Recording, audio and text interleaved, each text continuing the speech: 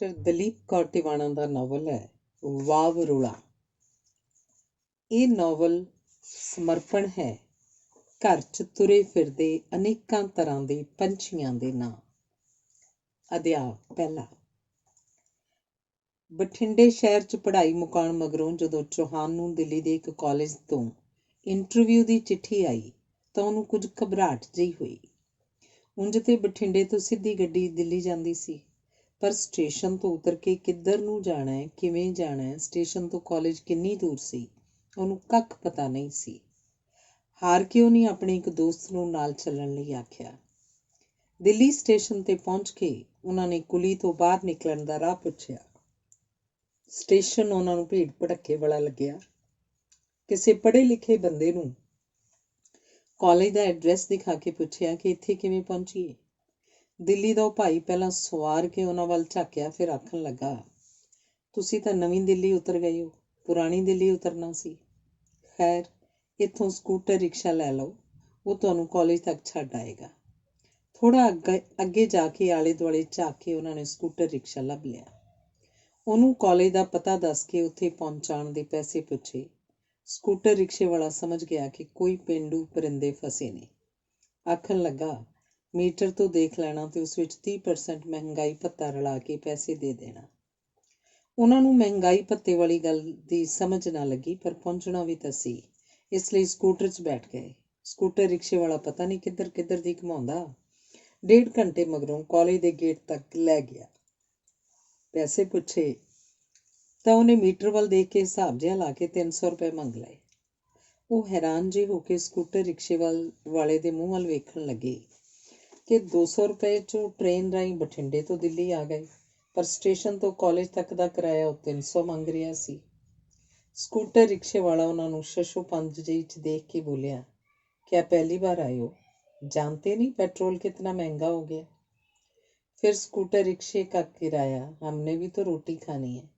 रिक्शे वाला ਇਹ ਗੱਲਾਂ ਬੜੇ ਰੋਹਬ ਨਾਲ ਆਖ ਰਿਹਾ ਸੀ। ਜੱਕੋ ਤੱਕੋ ਕਰਦਿਆਂ ਚੌਹਾਨ ਨੇ 300 ਰੁਪਇਆ ਉਹਨੂੰ ਦੇ ਦਿੱਤਾ। ਹੋਰ ਕੋਈ ਚਾਰਾ ਵੀ ਤਾਂ ਨਹੀਂ ਸੀ। ਨੌਕਰੀ ਤਾਂ ਪਤਾ ਨਹੀਂ ਮਿਲਣੀ ਸੀ ਜਾਂ ਨਹੀਂ। ਪੈਸੇ ਇੰਨੇ ਲੱਗ ਗਏ ਸਨ, ਇਹ ਗੱਲ ਉਹਨੂੰ ਮਾੜੀ ਲੱਗ ਰਹੀ ਸੀ। ਸ਼ੁਕਰ ਹੈ ਇੰਟਰਵਿਊ ਉਸੇ ਸ਼ਾਮ ਸੀ। ਨੇੜੇ ਕਾਲਜ ਦੀ ਕੈਂਟੀਨ ਤੋਂ ਉਹਨਾਂ ਨੇ 2-2 ਸਮੋਸੇ ਤੇ ਇੱਕ ਕੱਪ ਚਾਹ ਦਾ ਪੀਤਾ। ਚੌਹਾਨ ਨੂੰ ਲੱਗਦਾ ਸੀ ਕਿ ਜੇ ਕਿਧਰੋਂ ਰੋਟੀ ਖਾਧੀ ਤਾਂ ਢਾਬੇ ਵਾਲਾ ਪਤਾ ਨਹੀਂ ਰੋਟੀ ਦੇ ਕਿੰਨੇ ਪੈਸੇ ਮੰਗ ਲਏ। ਕਿਧਰੇ ਹੋਰ ਜਾਣ ਦੀ ਥਾਂ ਉਹਨਾਂ ਨੇ ਕਾਲਜ ਦੇ ਗਰਾਊਂਡ 'ਚ ਬੈਠ ਕੇ ਹੀ ਵਕਤ ਕੱਟਿਆ। ਛੁੱਟੀ ਹੋਈ ਤਾਂ ਕਾਲਜ ਦੇ ਮੁੰਡੇ ਕੁੜੀਆਂ ਚੁਸਤ ਕੱਪੜਿਆਂ 'ਚ ਹਾਸਾ ਠੱਠਾ ਕਰਦੇ ਉਹਨਾਂ ਵੱਲ ਕਨੱਖੇ ਝਾਕਦੇ ਗੇਟ ਤੋਂ ਬਾਹਰ ਜਾ ਰਹੇ ਸਨ। ਗੇਟ ਤੋਂ ਬਾਹਰ ਕਈਆਂ ਦੇ ਮੋਟਰਸਾਈਕਲ, ਸਕੂਟਰ ਤੇ ਕਾਰਾਂ ਖੜੀਆਂ ਸਨ। ਚੌਹਾਨ ਨੇ ਸੋਚਿਆ ਕਾਰਾਂ ਸ਼ਾਇਦ ਪ੍ਰੋਫੈਸਰਾਂ ਦੀਆਂ ਹੋਣ, ਪਰ ਉਹਦੀ ਹੈਰਾਨੀ ਦੀ ਹੱਦ ਨਾ ਰਹੀ ਜਦੋਂ ਉਹਨੇ ਦੇਖਿਆ ਕਿ ਕਈ ਕੁੜੀਆਂ ਵੀ ਉੱਥੋਂ ਕਾਰ ਲੈ ਕੇ ਆਪੇ ਚਲਾਉਂਦੀਆਂ ਲੰਘ ਗਈਆਂ। ਆਥਣੇ ਜਿਉਂ-ਜਿਉਂ ਇੰਟਰਵਿਊ ਦਾ ਵੇਲਾ ਨੇੜੇ ਆ ਰਿਹਾ ਸੀ, ਚੌਹਾਨ ਦੀ ਘਬਰਾਹਟ ਵੱਧਦੀ ਜਾ ਰਹੀ ਸੀ। ਆਖਿਰ ਕੈਂਟੀਨ ਦੇ ਨਲਕੇ ਤੋਂ ਰੁਮਾਲ ਭਿਉਂ ਕੇ ਆਪਣਾ ਮੂੰਹ ਪੂੰਝਿਆ, ਕੱਪੜੇ ਝਾੜੇ ਤੇ ਆਪਣੇ ਦੋਸਤ ਗੁਰਮੀਤ ਨੂੰ ਪੁੱਛਿਆ, ਮੈਂ ਠੀਕ ਵੀ ਲੱਗਦਾ? ਉਹ ਬੋਲਿਆ, ਬਹੁਤ ਵਧੀਆ, ਨਾਲੇ ਤੇਰੇ ਨੰਬਰ ਹਰੇਕ ਕਲਾਸ 'ਚ ਚੰਗੇ ਨੇ, ਤੈਨੂੰ ਡਰਨ ਦੀ ਕੀ ਲੋੜ ਹੈ? ਪਰ ਕਹਿੰਦੇ ਨੇ ਨੌਕਰੀਆਂ ਤਾਂ ਵੱਡੀਆਂ ਸਿਫਾਰਸ਼ਾਂ ਨਾਲ ਮਿਲਦੀਆਂ ਨੇ, ਚੌਹਾਨ ਬੋਲਿਆ। ਆਪਣੇ ਪ੍ਰੋਫੈਸਰ ਜਸਪਾਲ ਸਿੰਘ ਨੇ ਦੱਸਿਆ ਤਾਂ ਸੀ ਕਿ ਇਸ ਕਾਲਜ ਦੀ ਕਮੇਟੀ ਦਾ ਚੇਅਰਮੈਨ ਬਹੁਤ ਭਲਾ ਬੰਦਾ ਹੈ, ਕਿਸੇ ਦਾ ਲਿਹਾਜ਼ ਨਹੀਂ ਕਰਦਾ। ਬਾਕੀ ਜਿਵੇਂ ਬੇਬੇ ਆਖਦੀ ਹੁੰਦੀ ਹੈ, ਸਭ ਅੰਨ ਜਲ ਦੇ ਅਖਤਿਆਰ ਹੁੰਦਾ। ਜੇ ਤੇਰਾ ਅੰਨ ਜਲ ਇੱਥੋਂ ਦਾ ਹੋਇਆ, ਨੌਕਰੀ ਆਪੇ ਮਿਲ ਜੂ। ਇੱਥੇ ਆ ਕੇ ਕਿਤੇ ਸਾਨੂੰ ਨਾ ਭੁੱਲ ਜਾਈਂ, ਗੁਰਮੀਤ ਬੋਲਿਆ। ਮੈਨੂੰ ਤਾਂ ਇਹੀ ਨਹੀਂ ਸਮਝ ਲੱਗਦੀ, ਇੱਥੇ ਪੁੱਛਣਗੇ ਕੀ? ਚੌਹਾਨ ਬੋਲਿਆ। ਉਹੀ ਪੁੱਛਣਗੇ ਜੋ ਤੂੰ ਕਿਤਾਬਾਂ 'ਚ ਪੜ੍ਹਿਆ, ਨਾ ਕਿ ਇਹ ਕਿ ਰਾਵਣ ਦੇ ਪਿਓ ਦਾ ਕੀ ਨਾਂ ਸੀ, ਗੁਰਮੀਤ ਨੇ ਹੱਸ ਕੇ ਆਖਿਆ। ਇਸ ਗੱਲ ਤੋਂ ਦੋਵੇਂ ਹੱਸ ਪਏ। ਕੁਝ ਦੇਰ ਮਗਰੋਂ ਉਹਨਾਂ ਨੇ ਦੇਖਿਆ 2-3 ਸਿਆਣੇ ਜਿਹੇ ਬੰਦੇ ਪ੍ਰਿੰਸੀਪਲ ਦੇ ਕਮਰੇ ਵੱਲ ਗਏ। ਇੰਟਰਵਿਊ ਦਾ ਵਕਤ ਵੀ ਹੋ ਗਿਆ ਸੀ। ਉਹ ਵੀ ਜਾ ਕੇ ਵਰਾਂਡੇ 'ਚ ਪਈਆਂ ਕੁਰਸੀਆਂ ਉੱਪਰ ਬੈਠ ਗਏ, ਜਿੱਥੇ 3-4 ਲੋਕ ਹੋਰ ਬੈਠੇ ਸਨ। ਹੁਣ ਚੌਹਾਨ ਦਾ ਮਨ ਸੱਚੀ ਘਬਰਾ ਰਿਹਾ ਸੀ, ਪਰ ਪਤਾ ਨਹੀਂ ਕਿਵੇਂ ਸਭ ਤੋਂ ਪਹਿਲਾਂ ਚੌਹਾਨ ਨੂੰ ਹੀ ਅੰਦਰ ਬੁਲਾਇਆ ਗਿਆ। 5-7 ਮਿੰਟ ਹਿਸਟਰੀ ਦਾ ਪ੍ਰੋਫੈਸਰ ਉਸ ਤੋਂ ਸਵਾਲ ਪੁੱਛਦਾ ਰਿਹਾ, ਜਿਹੜੇ ਉਹਨੂੰ ਚੰਗੀ ਤਰ੍ਹਾਂ ਆਉਂਦੇ ਸਨ। ਫਿਰ ਪ੍ਰਿੰਸੀਪਲ ਨੇ ਆਖਿਆ, ਇੱਥੇ ਕੋ ਐਜੂਕੇਸ਼ਨ ਹੈ, ਪੜ੍ਹਾਉਣ ਤੋਂ ਬਿਨਾਂ ਲੜਕੀਆਂ ਵੱਲ ਵਾਧੂ ਧਿਆਨ ਦੇਣ ਦੀ ਲੋੜ ਨਹੀਂ। ਚੇਅਰਮੈਨ ਆਖਣ ਲੱਗਿਆ, ਸ਼ਕਲ ਤੋਂ ਤਾਂ ਮੁੰਡਾ ਸ਼ਰੀਫ ਲੱਗਦਾ ਹੈ, ਤਨਖਾਹ ਕਿੰਨੀ ਲਏਗਾ? ਚੌਹਾਨ ਚੌਂਕ ਜਿਹਾ ਗਿਆ, ਫਿਰ ਬੋਲਿਆ, ਜਿੰਨੀ ਦਿਓਗੇ ਜਾਂ ਜਿੰਨੀ ਹੋਰ ਪ੍ਰੋਫੈਸਰਾਂ ਨੂੰ ਦਿੰਦੇ ਹੋ। ਇਹ ਸਰਕਾਰੀ ਕਾਲਜ ਤਾਂ ਹੈ ਨਹੀਂ ਬਈ ਪੈਸਾ ਸਰਕਾਰ ਕੋਲੋਂ ਆਈ ਜਾਣਾ। ਇਹ ਤਾਂ ਇੱਕ ਪ੍ਰਾਈਵੇਟ ਸੰਸਥਾ ਹੈ। ਅਸੀਂ ਤਾਂ ਚਾਹੁੰਦੇ ਹਾਂ ਪ੍ਰੋਫੈਸਰ ਬਹੁਤੇ ਸਵਾਰਥੀ ਨਾ ਹੋਣ, ਕਾਲਜ ਦੇ ਹਿੱਤ ਬਾਰੇ ਵੀ ਸੋਚਣ। ਉਂਝ ਕਹਿੰਦੇ ਨੇ UGC ਵੱਲੋਂ ਹਦਾਇਤਾਂ ਵੀ ਆ ਰਹੀਆਂ ਨੇ ਕਿ ਇੱਕ ਲੈਕਚਰਾਰ ਦੀ ਤਨਖਾਹ ਉਹਨਾਂ ਦੀਆਂ ਹਦਾਇਤਾਂ ਅਨੁਸਾਰ ਹੀ ਹੋਵੇ। ਫਿਰ ਇਹ ਸਾਡੇ ਇਕੱਲਿਆਂ ਦੀ ਗੱਲ ਦੀ ਨਹੀਂ ਰਹਿ ਜਾਏਗੀ, ਪ੍ਰਿੰਸੀਪਲ ਬੋਲਿਆ। ਕਮੇਟੀ ਦੀਆਂ ਸਾਰੀਆਂ ਗੱਲਾਂ ਸੁਣ ਕੇ ਉਹਨਾਂ ਦੇ ਸਵਾਲਾਂ ਦੇ ਉੱਤਰ ਦੇ ਕੇ ਚੌਹਾਨ ਪ੍ਰਿੰਸੀਪਲ ਦੇ ਕਮਰੇ ਤੋਂ ਬਾਹਰ ਆ ਗਿਆ। ਬਾਹਰ ਹੋਰ ਵੀ ਮੁੰਡੇ ਕੁੜੀਆਂ ਇੰਟਰਵਿਊ ਦੇਣ ਲਈ ਬੈਠੇ ਸਨ। ਉਹਨਾਂ ਦੇ ਚਿਹਰੇ ਮੂਹਰੇ, ਕੱਪੜੇ ਲੀੜਿਆਂ ਤੋਂ ਉਹਨੂੰ ਲੱਗਿਆ ਜਿਵੇਂ ਉਹ ਸਾਰੇ ਹੀ ਉਸ ਤੋਂ ਹੁਸ਼ਿਆਰ ਹੋਣ। ਉਹਨੇ ਇੰਟਰਵਿਊ ਮੁੱਕਣ ਤੱਕ ਨਤੀਜੇ ਦਾ ਵੀ ਇੰਤਜ਼ਾਰ ਨਾ ਕੀਤਾ।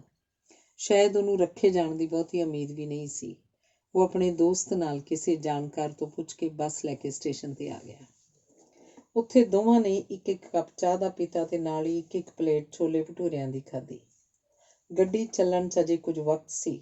ਚੌਹਾਨ ਤੇ ਉਹਦਾ ਦੋਸਤ ਪਲੇਟਫਾਰਮ ਵੱਲ ਆਉਂਦੇ ਜਾਂਦੇ ਰੰਗ ਬਿਰੰਗੇ ਲੋਕਾਂ ਵੱਲ ਝਾਕਦੇ ਰਹੇ। ਉਹਨਾਂ ਨੂੰ ਲੱਗਿਆ ਜਿਵੇਂ ਇਹ ਦੇਸ਼ ਹੀ ਕੋਈ ਹੋਰ ਸੀ। ਸਭ ਨੇ ਵਧੀਆ ਕੱਪੜੇ ਪਾਏ ਹੋਏ ਸਨ। ਕਈ ਕੁੜੀਆਂ ਨੇ ਮੁੰਡਿਆਂ ਵਾਂਗ ਵਾਲ ਕਟਾ ਕੇ ਜੀਨਸ ਵੀ ਪਾਈਆਂ ਹੋਈਆਂ ਸਨ। ਪ੍ਰਿੰਸੀਪਲ ਦੇ ਕਮਰੇ ਮੂਹਰੇ ਬੈਠੇ ਕੈਂਡੀਡੇਟ ਕਈ ਵਾਰੀ ਉਹਦੀਆਂ ਅੱਖਾਂ ਅੱਗੋਂ ਲੰਘੇ। ਉਹਨੂੰ ਖਿਆਲ ਆਇਆ, ਨੌਕਰੀ ਦੇ ਮਿਲਣ ਦਾ ਤਾਂ ਕੋਈ ਪਤਾ ਨਹੀਂ, ਦਿੱਲੀ ਆਉਣ ਜਾਣ ਦੇ ਹੀ ਕਿੰਨੇ ਪੈਸੇ ਖਰਚ ਹੋ ਗਏ ਨੇ। ਉਹਨੇ ਦੋਸਤ ਗੁਰਮੀਤ ਨੇ ਜਿਵੇਂ ਉਹਦੀਆਂ ਸੋਚਾਂ ਪੜ੍ਹ ਲਈਆਂ। ਆਖਣ ਲੱਗਾ, ਪੈਸਿਆਂ ਦੀ ਚਿੰਤਾ ਨਾ ਕਰ, ਮੈਂ ਬਾਪੂ ਤੋਂ ਬੂਟ ਤੇ ਕੱਪੜਿਆਂ ਦਾ ਬਹਾਨਾ ਲਾ ਕੇ 1000-1200 ਤੋਂ ਵੱਧ ਲੈ ਹੀ ਆਇਆ ਸੀ। ਚੌਹਾਨ ਜਿਵੇਂ ਝੇਪ ਜਿਹਾ ਗਿਆ ਤੇ ਬੋਲਿਆ, ਤੂੰ ਮੇਰੇ ਸਿਰ ਬੜੇ ਕਰਜ਼ੇ ਚੜਾਈ ਜਾ ਰਿਹਾ। ਪਤਾ ਨਹੀਂ ਇਸ ਜਨਮ ਦੇ ਸਕਾਂਗਾ ਕਿ ਨਹੀਂ, ਹੋਰ ਅਗਲੇ ਜਨਮ ਮੇਰੇ ਮਗਰ ਡੰਡਾ ਲਈ ਫਿਰੇ। ਗੁਰਮੀਤ ਵੀ ਮੁਸਕਰਾ ਪਿਆ ਤੇ ਬੋਲਿਆ, ਤੂੰ ਅਗਲੇ ਜਨਮ ਕੀ ਦੇਂਗਾ? ਖਬਰੇ ਮੈਂ ਹੀ ਪਿਛਲੇ ਜਨਮ ਦਾ ਤੇਰਾ ਕਰਜ਼ਾ ਉਤਾਰ ਰਿਹਾ ਹਾਂ। ਹੌਲੀ ਹੌਲੀ ਤੁਰਦੇ ਹੋਏ ਇੱਕ ਬੁੱਕ ਸਟਾਲ ਕੋਲ ਜਾ ਖੜੇ। ਮੈਗਜ਼ੀਨਾਂ, ਰਸਾਲਿਆਂ ਦੇ ਵਰਕੇ ਪਲਟ ਕੇ ਦੇਖਣ ਲੱਗੇ। ਦੁਕਾਨਦਾਰ, ਜਿਹਨੂੰ ਹਰ ਤਰ੍ਹਾਂ ਦੇ ਗਾਹਕ ਦੀ ਪਛਾਣ ਸੀ, ਬੋਲਿਆ, ਕੁਛ ਲੈਣਾ ਵੀ ਹੈ ਜਾਂ ਖਾਲੀ ਦੇਖਣਾ ਹੀ ਹੈ? ਦੇਖ ਕੇ ਹੀ ਲਵਾਂਗੇ, ਗੁਰਮੀਤ ਨੇ ਦੁਕਾਨਦਾਰ ਦੀ ਤੰਜ਼ ਸਮਝਦਿਆਂ ਆਖਿਆ ਤੇ ਫਰੋਲ ਫਰਾਲ ਕੇ ਸਭ ਤੋਂ ਸਸਤਾ ਇੱਕ ਹਿੰਦੀ ਦਾ ਮੈਗਜ਼ੀਨ ਲੈ ਲਿਆ। ਪੈਸੇ ਦੇ ਉਹ 2 ਨੰਬਰ ਪਲੇਟਫਾਰਮ 'ਤੇ ਚਲੇ ਗਏ, ਜਿੱਥੋਂ ਬਠਿੰਡੇ ਨੂੰ ਗੱਡੀ ਜਾਣੀ ਸੀ। ਅੱਧੇ ਕੁ ਘੰਟੇ ਮਗਰੋਂ ਬਠਿੰਡੇ ਜਾਣ ਵਾਲੀ ਗੱਡੀ ਪਲੇਟਫਾਰਮ 'ਤੇ ਲੱਗ ਗਈ ਤੇ ਲੋਕੀ ਬੈਠਣੇ ਸ਼ੁਰੂ ਹੋ ਗਏ। ਚੌਹਾਨ ਤੇ ਗੁਰਮੀਤ ਨੇ ਵੀ ਉੱਪਰਲੀਆਂ 2 ਸੀਟਾਂ ਮੱਲ ਲਈਆਂ। ਰਾਤ ਭਰ ਬੈਠ ਕੇ ਜਾਣਾ ਔਖਾ ਸੀ। ਇੰਟਰਵਿਊ ਦੇ ਕੇ ਚੌਹਾਨ ਨੂੰ ਲੱਗਿਆ ਮਣਾ ਮੂੰਹ ਬੋਝ ਉਹਦੇ ਮਨ ਤੋਂ ਲੈ ਗਿਆ ਸੀ। ਉਹ ਨਿੱਕਾ ਜਿਹਾ ਬੈਗ ਆਪਣੇ ਸਿਰਹਾਣੇ ਰੱਖ ਕੇ ਉੱਪਰਲੇ ਫੱਟੇ 'ਤੇ ਆਰਾਮ ਨਾਲ ਪੈ ਗਿਆ ਤੇ ਸਾਹਮਣੇ ਸੀਟ 'ਤੇ ਗੁਰਮੀਤ ਪੈ ਗਿਆ।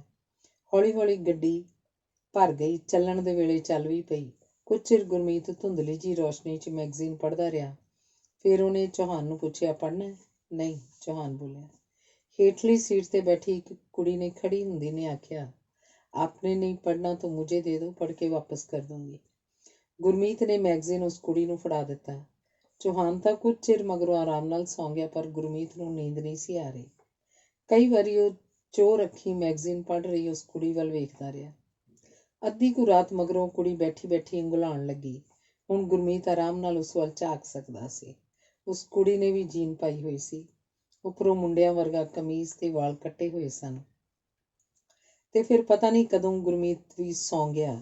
ਸਵੇਰੇ ਜਦੋਂ ਜਾਗਿਆ, ਮੈਗਜ਼ੀਨ ਉਹਦੇ ਕੋਲ ਰੱਖਿਆ ਪਿਆ ਸੀ। ਉਸ 'ਤੇ ਲਿਖਿਆ ਸੀ, ਥੈਂਕਸ, ਰਾਜਦੀਪ। ਤੇ ਉਹ ਕੁੜੀ ਪਤਾ ਨਹੀਂ ਕਿਹੜੇ ਸਟੇਸ਼ਨ 'ਤੇ ਕਦੋਂ ਉਤਰ ਗਈ ਸੀ। ਜਦੋਂ ਬਠਿੰਡੇ ਪਹੁੰਚੇ ਤਾਂ ਆਪਣੇ ਹੋਸਟਲ ਦੇ ਕਮਰੇ 'ਚ ਜਾ ਕੇ ਪਹਿਲਾਂ ਉਹ ਨਹਾਤੇ ਧੋਤੇ ਤੇ ਫਿਰ ਗੁਰਮੀਤ ਤਾਂ ਕਲਾਸਾਂ ਲਾਉਣ ਚਲਾ ਗਿਆ, ਪਰ ਚੌਹਾਨ ਮੁੜ ਕੇ ਫਿਰ ਸੌਂ ਗਿਆ, ਜਿਵੇਂ ਪਤਾ ਨਹੀਂ ਕਿੱਡਾ ਵੱਡਾ ਸਫ਼ਰ ਕਰਕੇ ਮੁੜਿਆ ਹੋਵੇ। ਅਧਿਆਇ 2। ਹਮੇਸ਼ਾ ਵਾਂਗ ਦਿਨ ਲੰਘ ਰਹੇ ਸਨ, ਪਰ ਕਦੇ-ਕਦੇ ਦਿੱਲੀ ਵਾਲੀ ਇੰਟਰਵਿਊ ਦਾ ਖਿਆਲ ਆ ਜਾਂਦਾ ਤਾਂ ਉਹਨੂੰ ਲੱਗਦਾ ਕਿੱਥੇ ਉਹ ਭੋਂਦੂ ਜਿਹਾ ਤੇ ਕਿੱਥੇ ਦਿੱਲੀ ਦੇ ਚੁਸਤ ਚਲਾਕ ਲੋਕ। ਉਹਨੂੰ ਲੱਗਿਆ ਉੱਥੇ ਜਿੰਨੇ ਵੀ ਲੋਕ ਉਹਨੂੰ ਮਿਲੇ ਸਨ, ਨਾ ਕਿਸੇ ਗੱਲੋਂ ਘਬਰਾਉਂਦੇ ਸਨ, ਨਾ ਕਿਸੇ ਗੱਲੋਂ ਸ਼ਰਮਾਉਂਦੇ ਸਨ। ਫਰ ਅੰਗਰੇਜ਼ੀ ਬੋਲਦੀਆਂ ਕੁੜੀਆਂ ਜੀਨਾਂ ਪਾਈ, ਮੁੰਡਿਆਂ ਵਰਗੇ ਵਾਲ ਕਟਾਈ, ਸਿੱਧੀਆਂ ਉਸ ਵੱਲ ਝਾਕਦੀਆਂ ਤੇ ਉਹ ਜਿਵੇਂ ਝੇਂਪ ਜਾਂਦਾ ਸੀ। ਉਹਨੂੰ ਨਹੀਂ ਸੀ ਲੱਗਦਾ ਕਿ ਉਸ ਕਾਲਜ 'ਚ ਉਹਨੂੰ ਕੋਈ ਨੌਕਰੀ ਦੇਵੇਗਾ, ਪਰ ਪਤਾ ਨਹੀਂ ਕੀ ਵਾਪਰਿਆ। 8 ਕੁ ਦਿਨਾਂ ਮਗਰੋਂ ਉਹਨੂੰ ਅਪੁਆਇੰਟਮੈਂਟ ਲੈਟਰ ਪਹੁੰਚ ਗਈ। ਚਿੱਠੀ ਖੋਲ੍ਹਦਿਆਂ ਉਹਦੇ ਹੱਥ ਕੰਬ ਰਹੇ ਸਨ। ਉਹਨੂੰ ਲੱਗਦਾ ਸੀ ਨਾ ਹੀ ਹੋਏਗੀ, ਪਰ ਹਾਂ ਵੇਖ ਕੇ ਉਹਨੂੰ ਇਹ ਕੋਈ ਕਰਾਮਾਤ ਵਰਗੀ ਗੱਲ ਲੱਗੀ। ਉਹਨੇ ਉਸੇ ਵੇਲੇ ਜਾ ਕੇ ਚਿੱਠੀ ਗੁਰਮੀਤ ਨੂੰ ਦਿਖਾਈ। ਆਥਣੇ ਉਹ ਤੇ ਗੁਰਮੀਤ ਇੱਕ ਢਾਬੇ 'ਤੇ ਜਾ ਕੇ ਜਸ਼ਨ ਮਨਾਉਂਦੇ ਤੇ ਦਾਰੂ ਵੀ ਪੀਂਦੇ ਰਹੇ। ਗੁਰਮੀਤ ਨੇ ਆਖਿਆ, ਆਹ ਜਿਹੜੀਆਂ ਗਰਮੀਆਂ ਦੀਆਂ ਛੁੱਟੀਆਂ ਨੇ, ਇਹਨਾਂ 'ਚ ਅੰਗਰੇਜ਼ੀ ਬੋਲਣ ਦਾ ਕੋਰਸ ਕਰ ਲੈ, ਤਾਂ ਹੀ ਕੋਈ ਕੁੜੀ ਫਸਾ ਸਕੇਗਾ, ਨਹੀਂ ਤਾਂ ਤੈਨੂੰ ਪੇਂਡੂ ਹੀ ਸਮਝਦੀਆਂ ਰਹਿਣਗੀਆਂ। ਕੁੜੀਆਂ ਦੇ ਮਾਰ ਗੋਲੀ, ਅੰਗਰੇਜ਼ੀ ਬੋਲਣੀ ਵੈਸੇ ਵੀ ਆਉਣੀ ਚਾਹੀਦੀ ਹੈ, ਚੌਹਾਨ ਬੋਲਿਆ। ਉੱਥੇ ਤਾਂ ਖਬਰੇ ਹਿਸਟਰੀ ਵੀ ਤੈਨੂੰ ਅੰਗਰੇਜ਼ੀ 'ਚ ਹੀ ਪੜ੍ਹਾਉਣੀ ਪਵੇ।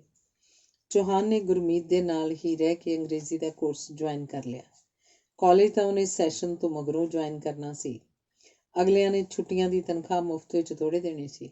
ਹਰ ਰੋਜ਼ ਲੈਸਨ ਅਟੈਂਡ ਕਰਕੇ ਉਹ ਘੰਟਿਆਂ ਬੱਧੀ ਇੰਗਲਿਸ਼ ਸਪੀਕਿੰਗ ਕੋਰਸ ਦੀਆਂ ਕਿਤਾਬਾਂ CD ਉੱਪਰ ਸੁਣਦਾ ਰਹਿੰਦਾ। ਕੁਝ ਦਿਨਾਂ ਮਗਰੋਂ ਗੁਰਮੀਤ ਨੇ ਵੀ ਇਹ ਕੋਰਸ ਜੁਆਇਨ ਕਰ ਲਿਆ ਤੇ ਮਗਰੋਂ ਉਹਨਾਂ ਨੇ ਇਹ ਸ਼ਰਤ ਵੀ ਰੱਖ ਲਈ ਕਿ ਜਿਹੜਾ ਵੀ ਪੰਜਾਬੀ ਬੋਲੇਗਾ ਉਹਨੂੰ ਜੁਰਮਾਨਾ ਕੀਤਾ ਜਾਏਗਾ। ਇਉਂ ਨਾਲੋਂ ਨਾਲ ਉਹਦੀ ਅੰਗਰੇਜ਼ੀ ਬੋਲਣ ਦੀ ਪ੍ਰੈਕਟਿਸ ਵੀ ਹੁੰਦੀ ਰਹੀ। ਘਰ ਜਾ ਕੇ ਜਦੋਂ ਚੌਹਾਨ ਨੇ ਮਾਂ ਨੂੰ ਦੱਸਿਆ ਕਿ ਬੇਬੇ ਮੇਰੀ ਦਿੱਲੀ ਨੌਕਰੀ ਲੱਗ ਗਈ ਹੈ, ਪਹਿਲੇ ਤਾਂ ਖੁਸ਼ ਹੋਈ ਤੇ ਦੱਸਣ ਲੱਗੀ, ਤੇਰੀ ਨੌਕਰੀ ਲਈ ਤਾਂ ਮੈਂ ਕਈ ਸੁੱਖਾਂ ਸੁੱਖੀਆਂ ਸੀ, ਤੇ ਮਗਰੋਂ ਉਦਾਸ ਹੋ ਕੇ ਆਖਣ ਲੱਗੀ, ਆਖਦੇ ਨੇ ਦਿੱਲੀ ਤਾਂ ਬੜੀ ਦੂਰ ਹੈ, ਤੂੰ ਤਾਂ ਇੱਥੋਂ ਨੇੜਿਓਂ ਨਹੀਂ ਸੀ ਛੇਤੀ ਪਿੰਡ ਆਉਂਦਾ, ਦਿੱਲੀਓਂ ਤਾਂ ਕਦੇ ਵਰੇ ਛਮਾਈ ਮੁੜਿਆ ਕਰੇਗਾ। ਕੋਈ ਨਹੀਂ ਬੇਬੇ, ਮੈਂ ਮਹੀਨੇ 20 ਦਿਨ ਮਗਰੋਂ ਸਰਪੰਚ ਦੇ ਘਰ ਫੋਨ ਕਰਕੇ ਤੇਰੇ ਨਾਲ ਗੱਲਬਾਤ ਕਰ ਲਿਆ ਕਰੂੰ। ਕਹਿਣ ਦੀਆਂ ਗੱਲਾਂ ਨੇ, ਦੂਰ ਜਾ ਕੇ ਮੁੰਡੇ ਪਿਛਲਿਆਂ ਨੂੰ ਉੱਕਾ ਹੀ ਭੁੱਲ ਜਾਂਦੇ ਨੇ। ਹੁਣ ਸਰਦਾਰਨੀ ਬਿੱਲੂ ਦਾ ਟੈਲੀਫੋਨ ਰੋਜ਼ ਉਡੀਕਦੀ ਰਹਿੰਦੀ ਹੈ। ਗਿਆ ਤਾਂ ਪੜ੍ਹਨ ਸੀ, ਆਖਦੇ ਨੇ ਉੱਥੇ ਕਿਸੇ ਮੇਮ ਨਾਲ ਵਿਆਹ ਕਰ ਲਿਆ। ਬੇਬੇ ਬੋਲੀ, ਚੱਲ ਬੇਬੇ, ਇਹਦੇ 'ਚ ਕੀ ਹੈ, ਕਿਤੇ ਤਾਂ ਵਿਆਹ ਕਰਨਾ ਹੀ ਸੀ, ਮੇਮ ਨਾਲ ਕਰ ਲਿਆ ਤਾਂ ਕੀ ਹੋ ਗਿਆ। ਲੈ ਹੈ, ਇੱਥੇ ਏਡੇ ਏਡੇ ਘਰਾਂ ਦੇ ਰਿਸ਼ਤੇ ਆਉਂਦੇ ਸੀ, ਅਗਲਿਆਂ ਨੇ ਦਿੱਤ ਦਾਜ ਨਾਲ ਘਰ ਭਰ ਦੇਣਾ ਸੀ, ਨਾਲੇ ਕੁੜੀ ਦੇ ਪੇਕੇ ਸਾਰੀ ਉਮਰ ਦੀ ਢੋਹ ਬਣਦੇ। ਹੁਣ ਜ਼ਮਾਨਾ ਬਦਲ ਗਿਆ ਬੇਬੇ, ਕਿਸੇ ਨੂੰ ਕਿਸੇ ਦੀ ਲੋੜ ਨਹੀਂ, ਸਭ ਦੀਆਂ ਆਪਣੀਆਂ ਆਪਣੀਆਂ ਲੋੜਾਂ ਨੇ। ਵੇ ਜਾ, ਕਿਹੋ ਜਿਹੀਆਂ ਗੱਲਾਂ ਕਰਦਾ ਤੂੰ, ਨਾ ਦਿੱਲੀਓਂ ਕੋਈ ਸਿਰ ਮੁੰਨੀ ਲੱਭ ਲਈ। ਨਹੀਂ ਬੇਬੇ, ਮੈਂ ਤਾਂ ਵਿਆਹ ਹੀ ਨਹੀਂ ਕਰਾਉਣਾ, ਚੌਹਾਨ ਬੋਲਿਆ। ਆਹੋ, ਪੜ੍ਹਾਉਣ ਲਿਖਾਉਣ ਦਾ ਇਹੀ ਫਾਇਦਾ ਹੋਇਆ ਵੀ ਹੁਣ ਆਪ ਖੁਦਰੀਆਂ ਕਰੇਗਾ। ਸਾਡਾ ਵੀ ਤਾਂ ਜੀਅ ਕਰਦਾ ਵੀ ਜਿਉਂਦੇ ਜੀ ਪੋਤੇ ਪੋਤੀਆਂ ਹੋਣ, ਬੱਤੀ ਨਾਲ ਬੱਤੀ ਲੱਗੇ। ਬੇਬੇ ਜ਼ਰਾ ਕੁ ਤਲਖ ਹੋ ਕੇ ਬੋਲੀ, ਪੋਤੇ ਪੋਤੀਆਂ ਬਿਨਾਂ ਤੇਰਾ ਕੀ ਰਾਜ ਖੁਸ਼ ਚੱਲਿਆ, ਅੱਗੇ ਥੋੜ੍ਹੀ ਜਨਤਾ ਹੈ ਹਿੰਦੁਸਤਾਨ 'ਚ, ਚੌਹਾਨ ਬੋਲਿਆ। ਬੇਬੇ ਉੱਠ ਕੇ ਥਾਲੀ 'ਚ ਮੱਕੀ ਦੀ ਰੋਟੀ ਰੱਖ ਕੇ, ਕੌਲੀ 'ਚ ਸਾਗ ਪਾ ਕੇ, ਵਿੱਚ ਘਿਓ ਪਾ ਕੇ ਚੌਹਾਨ ਦੇ ਅੱਗੇ ਰੱਖਦੀ ਬੋਲੀ, ਇਉਂ ਰੱਬ ਦੇ ਸ਼ਰੀਕ ਨਹੀਂ ਬਣੀਦਾ, ਹਰ ਜੀਅ ਨੇ ਆਪਣੇ ਭਾਗ ਖਾਣਾ, ਉਹ ਤਾਂ ਪੱਥਰ 'ਚ ਕੀੜੇ ਨੂੰ ਵੀ ਰਿਜ਼ਕ ਦਿੰਦਾ। ਚੌਹਾਨ ਨੂੰ ਪਤਾ ਸੀ ਇਉਂ ਬੇਬੇ ਨੂੰ ਸਮਝਾਇਆ ਨਹੀਂ ਜਾ ਸਕਦਾ। ਉਹ ਚੁੱਪ ਕਰਕੇ ਰੋਟੀ ਖਾਣ ਲੱਗਿਆ। ਇੰਨਾ ਘਿਓ ਪਾਉਣ ਦੀ ਕੀ ਲੋੜ ਸੀ, ਡਾਕਟਰ ਤਾਂ ਆਖਦੇ ਨੇ ਬਹੁਤਾ ਘਿਓ ਨਹੀਂ ਖਾਣਾ ਚਾਹੀਦਾ। ਡਾਕਟਰ ਵੀ ਤੇਰੇ ਵਰਗੇ ਹੋਣੇ ਨੇ ਸਿਰ ਫਿਰੇ, ਬਈ ਜੇ ਮਸ਼ੀਨਰੀ ਨੂੰ ਤੇਲ ਨਾ ਦਿਓ ਤਾਂ ਚੱਲੂ ਕਾਹਦੇ ਆਸਰੇ। ਹਰੇਕ ਚੀਜ਼ 'ਚ ਰਲਾਵਟ ਹੈ, ਆਖੇ ਜਿਹੋ ਜਿਹਾ ਅੰਨ ਤੇਹੋ ਜਿਹਾ ਮਨ, ਤਾਂ ਹੀ ਤਾਂ ਬੰਦੇ ਸ਼ੁੱਧ ਨਹੀਂ ਰਹੇ। ਹਰ ਘਰ 'ਚ ਕਾਟੋ ਕਲੇਸ਼, ਹਰੇਕ ਬੰਦਾ ਸੱਪ ਵਾਂਗੂ ਫੂੰਕਾਰੇ ਮਾਰਦਾ। ਇਹ ਸਾਡੇ ਲੀਡਰ ਹੀ ਦੇਖ ਲਓ, ਬਹੁ ਰੂਪੀਏ, ਵੋਟਾਂ ਵੇਲੇ 100 ਗੱਲਾਂ ਕਰਨਗੇ, ਮੁੜ ਕੇ ਕੋਈ ਸਿਆਣਦਾ ਨਹੀਂ।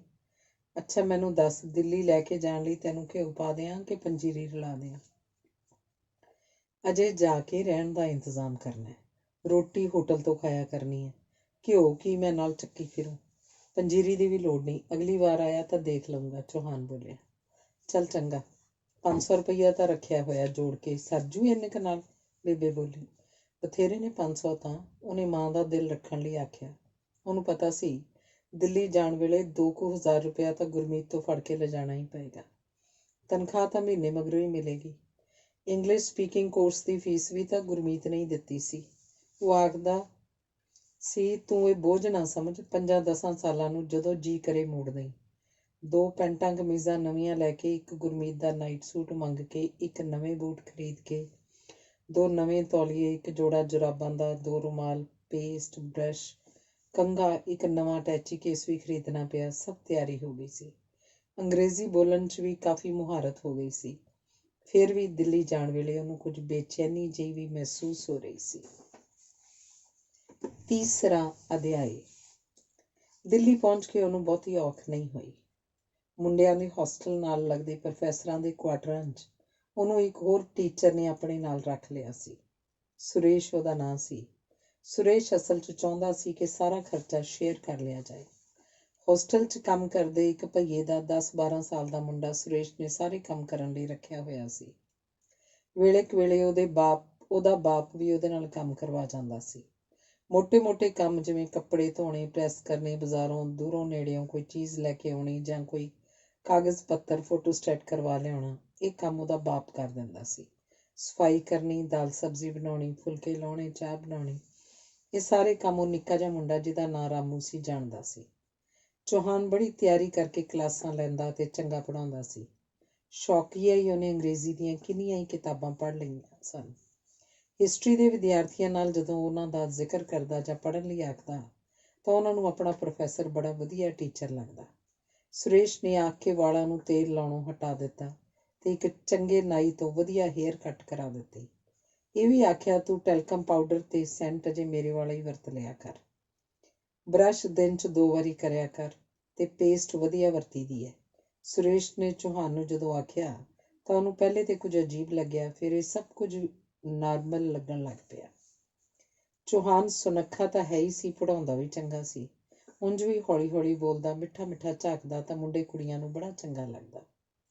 ਇੱਕ ਦਿਨ ਰੀਤੂ ਨੇ ਪਿੰਕੀ ਨੂੰ ਆਖਿਆ, ਜਿਹੜਾ ਨਵਾਂ ਪ੍ਰੋਫੈਸਰ ਆਇਆ ਉਹਦੀ ਕਲਾਸ 'ਚ ਜਾ ਕੇ ਦੇਖੀਏ ਕਿਸੇ ਦਿਨ, ਲੱਗਦਾ ਸਾਲਾ ਆਪਣੇ ਆਪ ਨੂੰ ਕੁਝ ਸਮਝਦਾ।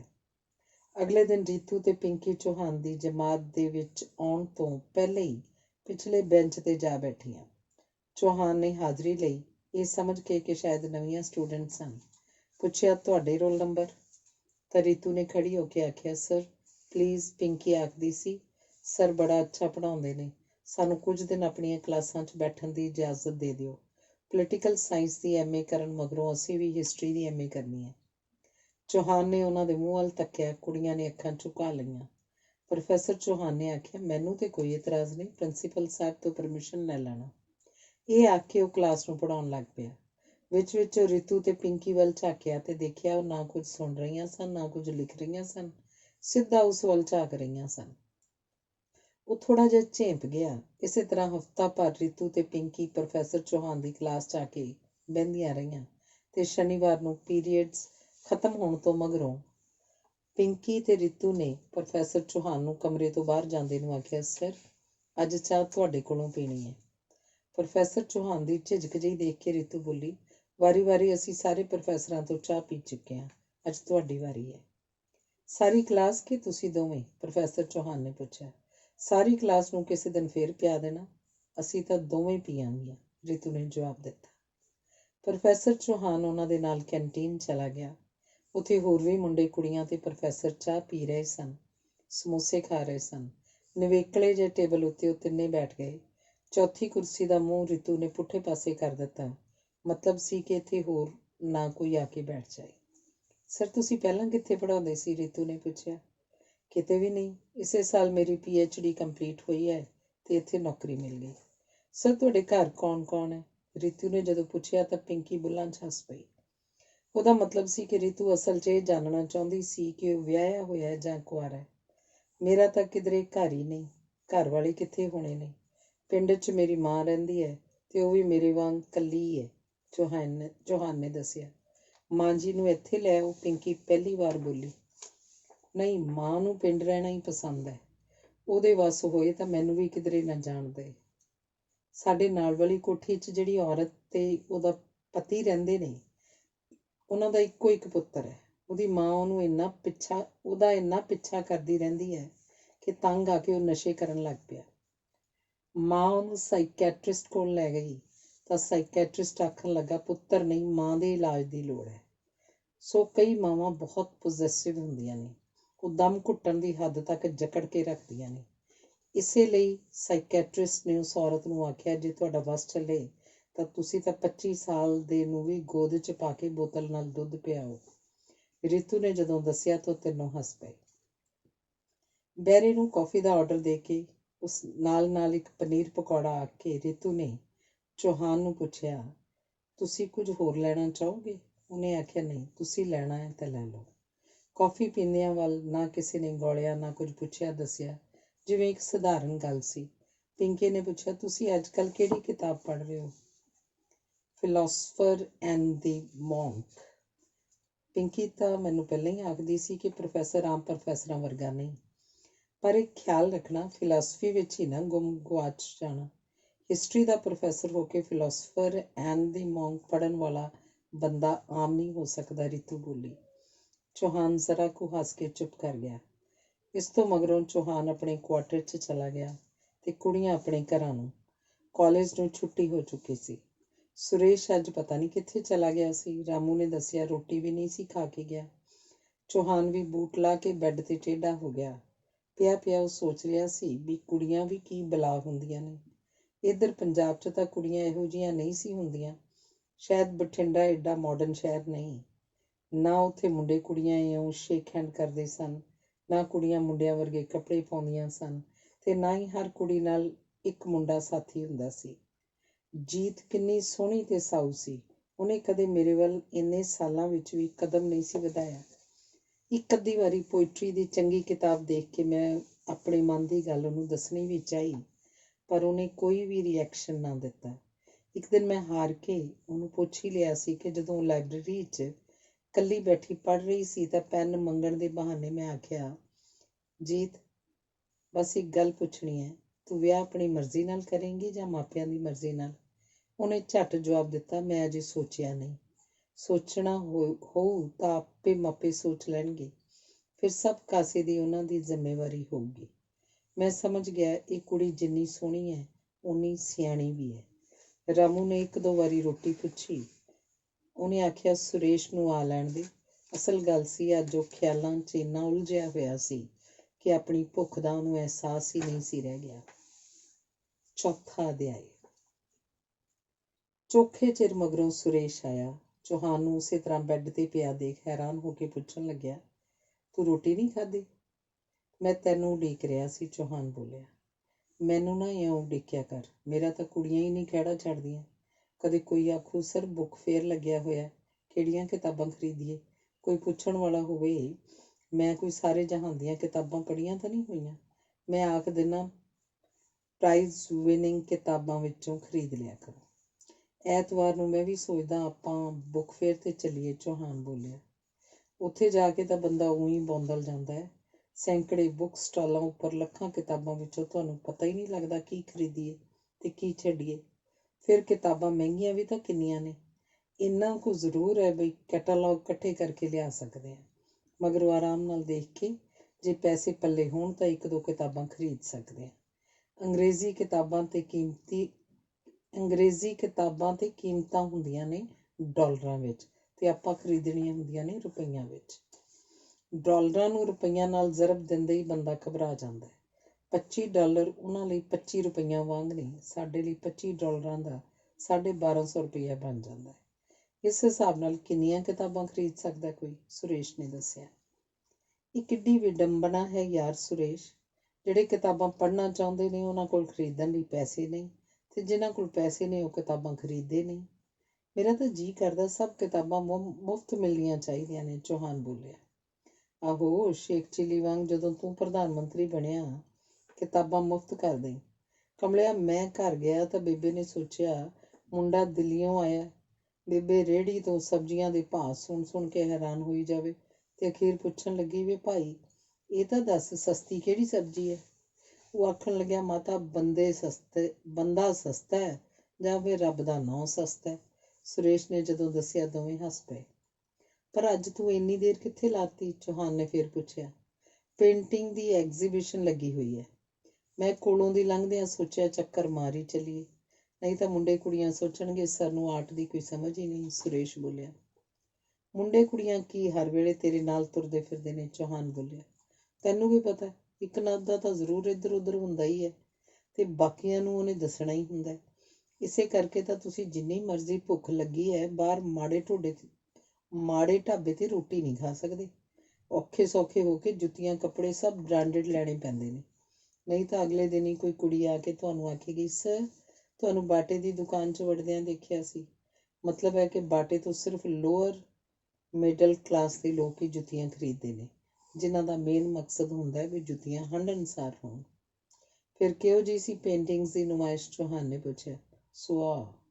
ਹੁਸੈਨ ਦਾ ਨਾਂ ਸੁਣ ਕੇ ਹੀ ਲੋਕੀ ਊਟ-ਪਟਾਂਗ ਜਿਹੀਆਂ ਤਸਵੀਰਾਂ ਨੂੰ ਵਾਹ ਵਾਹ ਕਮਾਲ ਕੀਤੀ ਪਈ ਹੈ ਆਖੀ ਜਾਂਦੇ ਸੀ। ਅਖੇ ਇਹ ਮਾਡਰਨ ਆਰਟ ਹੈ, ਸੁਰੇਸ਼ ਨੇ ਦੱਸਿਆ। ਫਿਰ ਲੋਕੀ ਅਜਿਹੀਆਂ ਮਹਿੰਗੀਆਂ ਤਸਵੀਰਾਂ ਖਰੀਦਦੇ ਕਿਉਂ ਨੇ? ਪਹਿਲੀ ਗੱਲ ਤਾਂ ਇਹ ਹੈ ਕਿ ਲੋਕਾਂ ਨੇ ਸ਼ੇਖੀ ਮਾਰਨੀ ਹੁੰਦੀ ਹੈ ਵੀ ਦੇਖੋ ਮੈਨੂੰ ਆਰਟ ਦੀ ਕਿੰਨੀ ਸਮਝ ਹੈ ਤੇ ਮੈਂ ਕਿੰਨੀ ਮਹਿੰਗੀ ਪੇਂਟਿੰਗ ਖਰੀਦੀ ਹੈ। ਪਰ ਉਲਟੀਆਂ ਸਿੱਧੀਆਂ ਲਕੀਰਾਂ ਬਾਰੇ ਜੇ ਕੋਈ ਆਰਟਿਸਟ ਨੂੰ ਹੀ ਪੁੱਛੇ ਤਾਂ ਉਹ ਕੀ ਦੱਸੇਗਾ? ਚੌਹਾਨ ਨੇ ਫਿਰ ਪੁੱਛਿਆ। ਪਿਕਾਸੋ ਦੀ ਇੱਕ ਬੜੀ ਮਸ਼ਹੂਰ ਪੇਂਟਿੰਗ ਹੈ। ਉਹਨੇ ਇੱਕ ਗੋਲਾ ਜਿਹਾ ਬਣਾਇਆ, ਉਹਦੇ ਆਲੇ ਦੁਆਲੇ ਪੱਤੀਆਂ ਜਿਹੀਆਂ ਬਣਾਈਆਂ, ਹੇਠਾਂ ਇੱਕ ਡੰਡੀ ਜਿਹੀ ਬਣਾ ਦਿੱਤੀ ਹੈ, ਹੇਠਾਂ ਲਿਖ ਦਿੱਤਾ ਹੈ ਮਾਈ ਵਾਈਫ। ਕਿਸੇ ਨੇ ਉਸ ਤੋਂ ਪੁੱਛਿਆ, ਇਸ ਤਸਵੀਰ ਵਿੱਚੋਂ ਤੁਹਾਡੀ ਵਾਈਫ ਤਾਂ ਕਿਧਰੇ ਦਿਸਦੀ ਹੀ ਨਹੀਂ। ਪਿਕਾਸੋ ਨੇ ਆਖਿਆ, ਇਹ ਤਸਵੀਰ ਮੇਰੀ ਵਾਈਫ ਦੀ ਨਹੀਂ, ਵਾਈਫ ਦੇ ਰਿਸ਼ਤੇ ਨੇ। ਮੇਰੇ ਮਨ 'ਤੇ ਜੋ ਪ੍ਰਭਾਵ ਪਾਇਆ ਉਸ ਪ੍ਰਭਾਵ ਦੀ ਇੱਕ ਤਸਵੀਰ ਹੈ। ਇਸੇ ਤਰ੍ਹਾਂ ਹਰ ਤਸਵੀਰ ਦੇ ਜੋ ਮਰਜ਼ੀ ਅਰਥ ਕੱਢੀ ਜਾਓ। ਸੁਰੇਸ਼ ਦੱਸ ਰਿਹਾ ਸੀ। ਜੇ ਸਟੂਡੈਂਟਸ ਇਹਨਾਂ ਪੇਂਟਿੰਗਸ ਬਾਰੇ ਤੁਹਾਡੇ ਕੋਲੋਂ ਪੁੱਛਣ ਤਾਂ ਕੀ ਦੱਸੋਗੇ? ਚੌਹਾਨ ਹੈਰਾਨ ਜਿਹਾ ਹੋ ਕੇ ਬੋਲਿਆ। ਮੈਂ ਆਖਾਂਗਾ ਜਿਵੇਂ ਚੰਨ ਵਿੱਚੋਂ ਹਰ ਇੱਕ ਨੂੰ ਆਪਣੀ ਕਲਪਨਾ ਦੀ ਤਸਵੀਰ ਦਿਸਦੀ ਹੈ, ਇਸੇ ਤਰ੍ਹਾਂ ਪੇਂਟਿੰਗਸ ਵਿੱਚੋਂ ਤੁਸੀਂ ਆਪ ਲੱਭਣਾ ਹੁੰਦਾ ਹੈ ਜੋ ਵੀ ਲੱਭ ਸਕੋ। ਸੁਰੇਸ਼ ਨੇ ਦੱਸਿਆ। ਅਜੀਬ ਗੱਲਾਂ ਨੇ, ਚੌਹਾਨ ਨੇ ਆਖਿਆ। ਫਿਰ ਸੁਰੇਸ਼ ਨੂੰ ਪੁੱਛਿਆ, ਰੋਟੀ ਖਾਈਏ? ਤੂੰ ਖਾ ਲੈ, ਮੈਨੂੰ ਤਾਂ ਉੱਥੇ 2 ਸਟੂਡੈਂਟ ਮਿਲ ਗਏ ਸੀ, ਮੱਲੋ ਮੱਲੀ ਇੱਕ ਕੈਫੇ 'ਤੇ ਲੈ ਗਏ ਤੇ ਕਿੰਨਾ ਹੀ ਕੁਝ ਆਰਡਰ ਕਰ ਦਿੱਤਾ, ਮੁੜ ਕੇ ਪੈਸੇ ਵੀ ਮੈਨੂੰ ਨਹੀਂ ਦੇਣ ਦਿੱਤੇ। ਸੁਰੇਸ਼ ਨੇ ਜਦੋਂ ਦੱਸਿਆ ਤਾਂ ਚੌਹਾਨ ਨੇ ਆਖਿਆ, ਮੈਨੂੰ ਵੀ ਕੁਝ ਭੁੱਖ ਜਿਹੀ ਨਹੀਂ, ਚਾਹ ਹੀ ਪੀ ਲੈਂਦੇ ਹਾਂ। ਚਾਹ ਪੀਣ ਤੋਂ ਮਗਰੋਂ ਕੱਪੜੇ ਬਦਲ ਕੇ ਚੌਹਾਨ ਇੱਕ ਕਿਤਾਬ ਪੜ੍ਹਨ ਬੈਠ ਗਿਆ।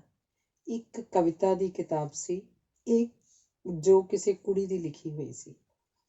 ਮੈਨੂੰ ਹੈਰਾਨੀ ਹੁੰਦੀ ਹੈ ਵੀ ਕੁੜੀਆਂ ਵੀ ਕਵਿਤਾ ਲਿਖ ਲੈਂਦੀਆਂ ਨੇ, ਸੁਰੇਸ਼ ਬੋਲਿਆ। ਕਿਉਂ, ਕੁੜੀਆਂ ਕਵਿਤਾ ਨਹੀਂ ਲਿਖ ਸਕਦੀਆਂ? ਚੌਹਾਨ ਬੋਲਿਆ। ਨਹੀਂ, ਉਹ ਤਾਂ ਆਪ ਕਵਿਤਾਵਾਂ ਹੁੰਦੀਆਂ ਨੇ, ਗੀਤਾਂ ਵਰਗੀਆਂ, ਤਿਤਲੀਆਂ ਵਰਗੀਆਂ, ਫੁੱਲਾਂ ਵਰਗੀਆਂ, ਤਾਰਿਆਂ ਵਰਗੀਆਂ, ਮੀਂਹ ਦੀਆਂ ਕਣੀਆਂ ਵਰਗੀਆਂ। ਸੁਰੇਸ਼ ਨੇ ਜਦੋਂ ਆਖਿਆ ਤਾਂ ਚੌਹਾਨ ਹੱਸ ਪਿਆ ਤੇ ਬੋਲਿਆ, ਤਿਤਲੀਆਂ ਵਰਗੀਆਂ ਹੀ ਕਿਉਂ, ਭਰਿੰਡਾਂ ਵਰਗੀਆਂ ਕਿਉਂ ਨਹੀਂ, ਫੁੱਲਾਂ ਵਰਗੀਆਂ ਕਿਉਂ, ਇੱਲਾਂ ਵਰਗੀਆਂ ਕਿਉਂ ਨਹੀਂ, ਮੀਂਹ ਦੀਆਂ ਕਣੀਆਂ ਵਰਗੀਆਂ ਹੀ ਕਿਉਂ, ਗੜਿਆਂ ਵਰਗੀਆਂ ਕਿਉਂ ਨਹੀਂ, ਗੀਤਾਂ ਵਰਗੀਆਂ ਕਿਉਂ, ਕੁਰੀਤਾਂ ਵਰਗੀਆਂ ਕਿਉਂ ਨਹੀਂ। ਚੌਹਾਨ ਨੇ ਜਦੋਂ ਆਖਿਆ ਤੇ ਸੁਰੇਸ਼ ਹੱਸ ਪਿਆ ਤੇ ਬੋਲਿਆ, ਕੋਈ ਗੱਲ ਵੀ ਹੋਈ? ਪਹਿਲਾਂ ਹੀ ਤਾਂ ਨਹੀਂ ਤੈਨੂੰ ਕਿਸੇ ਨੇ ਡੰਗਿਆ ਹੋਇਆ ਜੋ ਹਰ ਗੱਲ ਹੀ ਪੁੱਠੀ ਦਿਸਦੀ ਹੈ? ਚੌਹਾਨ ਦੂਰ ਝਾਕਦਾ ਹੋਇਆ, ਮੈਨੂੰ ਤਾਂ ਲੱਗਦਾ ਕੁੜੀਆਂ ਭੁੱਲ ਹੀ ਗਈਆਂ ਨੇ ਕਿ ਉਹ ਕੁੜੀਆਂ ਨੇ। ਨਾ ਸੰਗ ਸੰਕੋਚ, ਨਾ ਸ਼ਰਮ ਹਿਆ, ਨਾ ਛੋਟੇ ਵੱਡੇ ਦੀ ਪਹਿਚਾਣ, ਨਾ ਆਪਣੇ ਕਲਚਰ ਦਾ ਕੋਈ ਪਤਾ, ਨਾ ਔਰਤ ਦੇ ਫਰਜ਼ਾਂ ਦੀ ਸੂਝੀ। ਨਿੱਤ ਕਿੱਡੀਆਂ ਮਾੜੀਆਂ ਖਬਰਾਂ ਅਖਬਾਰਾਂ 'ਚ ਪੜ੍ਹੀ ਦੀਆਂ ਨੇ। ਤੂੰ ਤਾਂ ਪਿਛਲੇ ਵੇਲਿਆਂ ਦੀਆਂ ਗੱਲਾਂ ਕਰਦਾ ਹੈ ਜਾਂ ਫਿਰ ਪਛੜੇ ਹੋਏ ਛੋਟੇ ਸ਼ਹਿਰਾਂ ਦੀਆਂ। ਜ਼ਮਾਨਾ ਬਹੁਤ ਅੱਗੇ ਲੰਘ ਆਇਆ ਭਾਈ ਜਾਨ। ਅੱਜ ਕੱਲ੍ਹ ਤਾਂ ਬੰਦੇ ਵੀ ਤੇ ਕੁੜੀਆਂ ਵੀ ਹਰ ਪਲ ਨੂੰ ਜਿਉਣਾ ਤੇ ਹੰਡਾਉਣਾ ਚਾਹੁੰਦੇ ਨੇ। ਉਹ ਸਮਝਦੇ ਨੇ ਸਮਾਂ ਕਦੇ ਪੁੱਠਾ ਨਹੀਂ ਗੇੜਿਆ ਜਾ ਸਕਦਾ, ਇਸ ਲਈ ਖਾਓ ਪੀਓ ਤੇ ਐਸ਼ ਕਰੋ, ਸੁਰੇਸ਼ ਬੋਲਿਆ। ਪਰ ਯਾਰ ਸੁਰੇਸ਼, ਮੈਨੂੰ ਤਾਂ ਸਾਰੀਆਂ ਹੀ ਭਟਕਦੀਆਂ ਹੋਈਆਂ ਰੂਹਾਂ ਲੱਗਦੀਆਂ ਨੇ, ਜਿਨ੍ਹਾਂ ਨੂੰ ਪਤਾ ਹੀ ਨਹੀਂ ਦਿਨ ਕਦੋਂ ਚੜ੍ਹਦਾ ਹੈ ਕਦੋਂ ਛਿਪਦਾ, ਚੌਹਾਨ ਬੋਲਿਆ। ਪਰ ਤੂੰ ਪੜ੍ਹ ਤਾਂ ਕਿਸੇ ਕੁੜੀ ਦੀ ਲਿਖੀ ਹੋਈ ਕਿਤਾਬ ਹੀ ਰਿਹਾ ਸੀ, ਸੁਰੇਸ਼ ਬੋਲਿਆ। ਕੀ ਉਹ ਤੈਨੂੰ ਜਾਣਦੀ ਹੈ? ਨਹੀਂ, ਪਰ ਮੈਂ ਉਹਨੂੰ ਜਾਣਦਾ, ਚੌਹਾਨ ਬੋਲਿਆ। ਤੂੰ ਕਿਵੇਂ ਜਾਣਦਾ? ਕੌਣ ਹੈ ਉਹ, ਕਿੱਥੇ ਰਹਿੰਦੀ ਹੈ? ਸੁਰੇਸ਼ ਨੇ ਉਤਾਵਲੇ ਹੋ ਕੇ ਪੁੱਛਿਆ। ਪਤਾ ਨਹੀਂ ਉਹ ਕੌਣ ਹੈ ਤੇ ਕਿੱਥੇ ਰਹਿੰਦੀ ਹੈ, ਮੈਂ ਉਹਨੂੰ ਉਹਦੀ ਰਚਨਾ ਵਿੱਚੋਂ ਹੀ ਜਾਣਿਆ। ਉਹ ਜਿਵੇਂ ਕਈ ਯੁੱਗਾਂ ਤੋਂ ਜੰਗਲਾਂ 'ਚ ਭੌਂਦੀ ਤਪੱਸਵੀ, ਕਦੇ ਨਦੀ ਬਣ ਬਹਿੰਦੀ, ਕਦੇ ਪੰਛੀ ਬਣ ਉੱਡਦੀ, ਕਦੇ ਤਰੇਲ ਬਣ ਵਰਸਦੀ, ਕਦੇ ਤਿਤਲੀ ਬਣ ਫੁੱਲਾਂ ਦੇ ਦੁੱਖ ਸੁੱਖ ਪੁੱਛਦੀ, ਕਦੇ ਧਰਤੀ ਉੱਪਰੋਂ ਲੰਘ ਗਏ ਤੇ ਆਉਣ ਵਾਲੇ ਸਮਿਆਂ ਦੀਆਂ ਪੈੜਾਂ ਚਿਤਵਦੀ। ਕੋਈ ਦੇਵ ਕੰਨਿਆ ਹੋਵੇ, ਇਹ ਵੀ ਹੋ ਸਕਦਾ ਹੈ ਉਹ ਇਹ ਸਭ ਕੁਝ ਸਿਰਫ ਆਪਣੀ ਰਚਨਾ ਵਿੱਚ ਹੀ ਹੋਵੇ, ਰਚਨਾ ਤੋਂ ਬਾਹਰ ਉਹ ਕੋਈ ਸਾਂਵਲੀ, ਸੁਨੱਖੀ, ਸਾਊ ਤੇ ਸਧਾਰਨ ਕੁੜੀ ਹੋਵੇ, ਚੌਹਾਨ ਬੋਲਿਆ। ਚੌਹਾਨ ਦੀ ਗੱਲ ਸੁਣ ਕੇ ਸੁਰੇਸ਼ ਹੱਸ ਪਿਆ ਤੇ ਬੋਲਿਆ, ਤੇਰੇ ਵਰਗੇ ਹੀ ਹੁੰਦੇ ਹੋਣਗੇ ਜਿਹੜੇ ਕਲਪਨਾ ਦੇ ਖੰਭਾਂ ਨਾਲ ਕੋਹ ਕਾਫ ਦੀਆਂ ਪਰੀਆਂ ਨੂੰ ਧਰਤੀ 'ਤੇ ਲੈ ਆਉਂਦੇ ਨੇ, ਜਾਂ ਉੱਡੇ ਜਾਂਦੇ ਬੱਦਲਾਂ ਦੀਆਂ ਕੰਨੀਆਂ ਨਾਲ ਸੁਨੇਹੇ ਬੰਨ੍ਹ ਦਿੰਦੇ ਨੇ, ਜਾਂ ਪੱਤਿਆਂ ਦੀ ਖੜਖੜ ਵਿੱਚੋਂ ਸੱਤੇ ਸੁਰਾਂ ਸੁਣ ਲੈਂਦੇ ਨੇ। ਸੁਰੇਸ਼ ਨੇ ਜਦੋਂ ਆਖਿਆ, ਚੌਹਾਨ ਹੱਸ ਪਿਆ। ਅੱਜ ਆਪਾਂ ਸਾਰਾ ਵੇਲਾ ਕੁੜੀਆਂ ਦੀਆਂ ਹੀ ਗੱਲਾਂ ਕਰਦੇ ਰਹਾਂਗੇ, ਚੌਹਾਨ ਬੋਲਿਆ। ਹੋਰ ਕੀ, ਬੁੱਢੇ ਬੁੱਢੀਆਂ ਵਾਂਗ ਆਪਾਂ ਹੁਣੇ ਪਰਮਾਰਥ ਦੀਆਂ ਗੱਲਾਂ ਕਰਾਂਗੇ। ਚੱਲ ਅੱਜ ਸ਼ਾਮ ਨੂੰ ਆਪਾਂ ਅੰਗਰੇਜ਼ੀ ਫਿਲਮ ਦੇਖਣ ਚੱਲੀਏ, ਟੂ ਵੂਮੈਨ। ਫਿਲਮ ਤਾਂ ਭਾਵੇਂ ਪੁਰਾਣੀ ਹੈ, ਪਰ ਮਨੁੱਖੀ ਕਹਿਰ ਏਡੀ ਸ਼ਿੱਦਤ ਨਾਲ ਘੱਟ ਹੀ ਕੋਈ ਪ੍ਰਗਟਾ ਸਕਦਾ, ਸੁਰੇਸ਼ ਬੋਲਿਆ। ਚਲੇ ਚੱਲਾਂਗੇ, ਪਰ ਜੇ ਉੱਥੇ ਕਿਸੇ ਸਟੂਡੈਂਟ ਨੇ ਵੇਖ ਲਿਆ, ਚੌਹਾਨ ਬੋਲਿਆ। ਦੇਖ ਲਵੇ, ਫਿਰ ਕੀ ਹੈ, ਸੁਰੇਸ਼ ਬੋਲਿਆ। ਪਰ ਅੰਗਰੇਜ਼ੀ ਫਿਲਮ 'ਚ ਜਿਹੜੇ ਬੇਹਯਾਈ ਵਾਲੇ ਸੀਨ ਹੁੰਦੇ ਨੇ, ਉਹ ਦੇਖ ਕੇ ਸੰਗ ਨਹੀਂ ਆਊਗੀ ਸਟੂਡੈਂਟ ਤੋਂ, ਚੌਹਾਨ ਬੋਲਿਆ। ਇਹ ਗੱਲਾਂ ਪੁਰਾਣੀਆਂ ਹੋ ਗਈਆਂ ਨੇ। ਪੱਛਮ ਵਿੱਚ ਲੋਕ ਇੱਕ ਇੱਕ ਰਾਤ ਦਾ ਸਾਥ ਪ੍ਰਵਾਨ ਕਰ ਲੈਂਦੇ ਨੇ। ਉਹਨੂੰ ਵਨ ਨਾਈਟ ਸਟੈਂਡ ਆਖਦੇ ਨੇ। ਇਹ ਆਮ ਪ੍ਰਚਲਿਤ ਗੱਲ ਹੈ। ਸਾਡੇ ਦੇਸ਼ ਵਿੱਚ ਹੀ ਲੋਕ ਬਹੁਤਾ ਦੁਰਾਚਾਰ ਮਾਨਸਿਕ ਪੱਧਰ 'ਤੇ ਕਰਦੇ ਨੇ, ਕਿਉਂਕਿ ਮਨ ਦੀ ਕਿਸੇ ਗੱਲ ਦਾ ਕਿਹੜਾ ਕਿਸੇ ਨੂੰ ਪਤਾ ਲੱਗਦਾ। ਪਰ ਸੁਰੇਸ਼ ਯਾਰ, ਸਾਡੇ ਪੂਰਵਜਾਂ ਨੇ ਤਾਂ ਮਨ, ਬਚਨ ਤੇ ਕਰਮ ਤਿੰਨਾਂ ਨੂੰ ਹੀ ਸ਼ੁੱਧ ਰੱਖਣ ਲਈ ਆਖਿਆ, ਚੌਹਾਨ ਬੋਲਿਆ। ਪੂਰਵਜਾਂ ਦੀ ਹੁਣ ਸੁਣਦਾ ਕੌਣ ਹੈ, ਸੁਰੇਸ਼ ਨੇ ਆਖਿਆ। ਤਾਂ ਚਪੜਾਸੀ ਨੇ ਆ ਕੇ ਚੌਹਾਨ ਨੂੰ ਇੱਕ ਚਿੱਠ ਫੜਾਈ ਕਿ 2 ਲੜਕੀਆਂ ਦੀ ਲਾਇਬ੍ਰੇਰੀ 'ਚ ਵੇਟ ਕਰ ਰਹੀਆਂ ਨੇ। ਚੌਹਾਨ ਥੋੜ੍ਹਾ ਝਿਜਕਿਆ। ਸੁਰੇਸ਼ ਬੋਲਿਆ, ਕੋਈ ਨਹੀਂ ਯਾਰ, ਹੋ ਸਕਦਾ ਸੱਚਮੁੱਚ ਉਹਨਾਂ ਨੇ ਕੁਝ ਸਮਝਣਾ ਹੋਵੇ, ਪਰ ਕੁਝ ਸਮਝਣ ਲਈ ਆਮ ਤੌਰ 'ਤੇ ਉਹ ਜਮਾਤ 'ਚ ਹੀ ਪੁੱਛ ਲੈਂਦੀਆਂ ਹੁੰਦੀਆਂ ਨੇ। ਹੋ ਸਕਦਾ ਕੋਈ ਗੁਪਤ ਗੱਲ ਕਰਨੀ ਹੋਵੇ।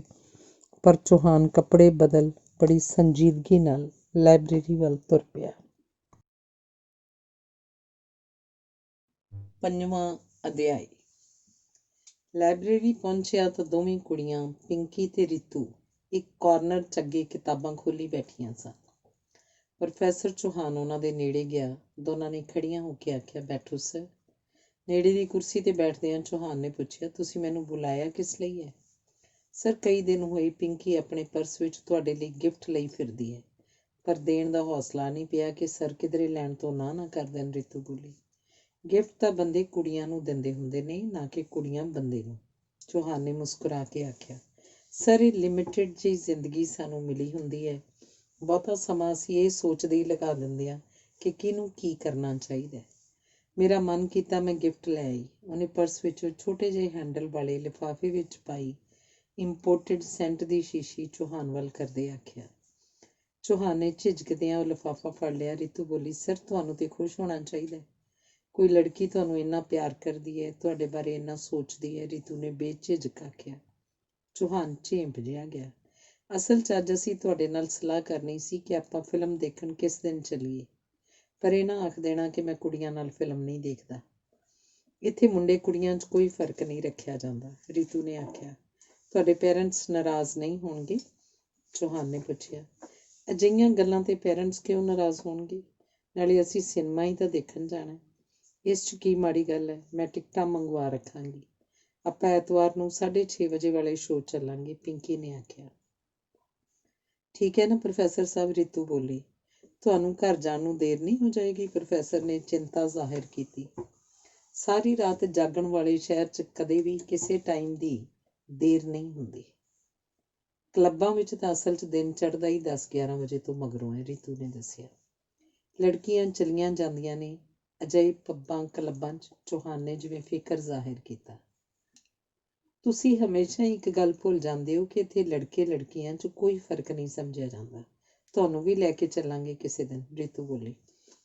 ਚਲੋ ਕੈਂਟੀਨ ਚੱਲ ਕੇ ਚਾਹ ਪੀਏ, ਪਿੰਕੀ ਨੇ ਆਖਿਆ। ਤਾਂ ਉੱਠ ਕੇ ਕੈਂਟੀਨ ਵੱਲ ਤੁਰ ਪਏ। ਚੌਹਾਨ ਹੈਰਾਨ ਹੋ ਕੇ ਸੋਚ ਰਿਹਾ ਸੀ ਕਿ ਇਹ ਤਾਂ ਦੁਨੀਆ ਹੀ ਵੱਖਰੀ ਹੈ। ਸਾਡੇ ਵਾਂਗ ਤਾਂ ਲੋਕ ਇੱਥੇ ਸੋਚਦੇ ਹੀ ਨਹੀਂ। ਕੌਫੀ ਪੀਂਦਿਆਂ ਉਹਨਾਂ ਦੇ ਕੋਲ ਦੀ ਬਹੁਤ ਨੀਵੇਂ ਗਲਮੇ ਵਾਲਾ ਸਕਰਟ ਪਾਈ ਇੱਕ ਕੁੜੀ ਪਿੰਕੀ ਨੂੰ ਅੱਖ ਮਾਰ ਕੇ ਲੰਘੀ। ਪਤਾ ਨਹੀਂ ਉਹਦਾ ਕੀ ਮਤਲਬ ਸੀ। ਪ੍ਰੋਫੈਸਰ ਚੌਹਾਨ ਪਰੇਸ਼ਾਨ ਜਿਹਾ ਹੋ ਗਿਆ। ਤੁਸੀਂ ਕਿਹੋ ਜਿਹੀਆਂ ਕਿਤਾਬਾਂ ਪੜ੍ਹਦੇ ਹੋ? ਰੀਤੂ ਨੇ ਚੌਹਾਨ ਨੂੰ ਪੁੱਛਿਆ। ਸਭ ਤਰ੍ਹਾਂ ਦੀਆਂ ਹੀ ਪੜ੍ਹ ਲਈਦੀਆਂ ਨੇ।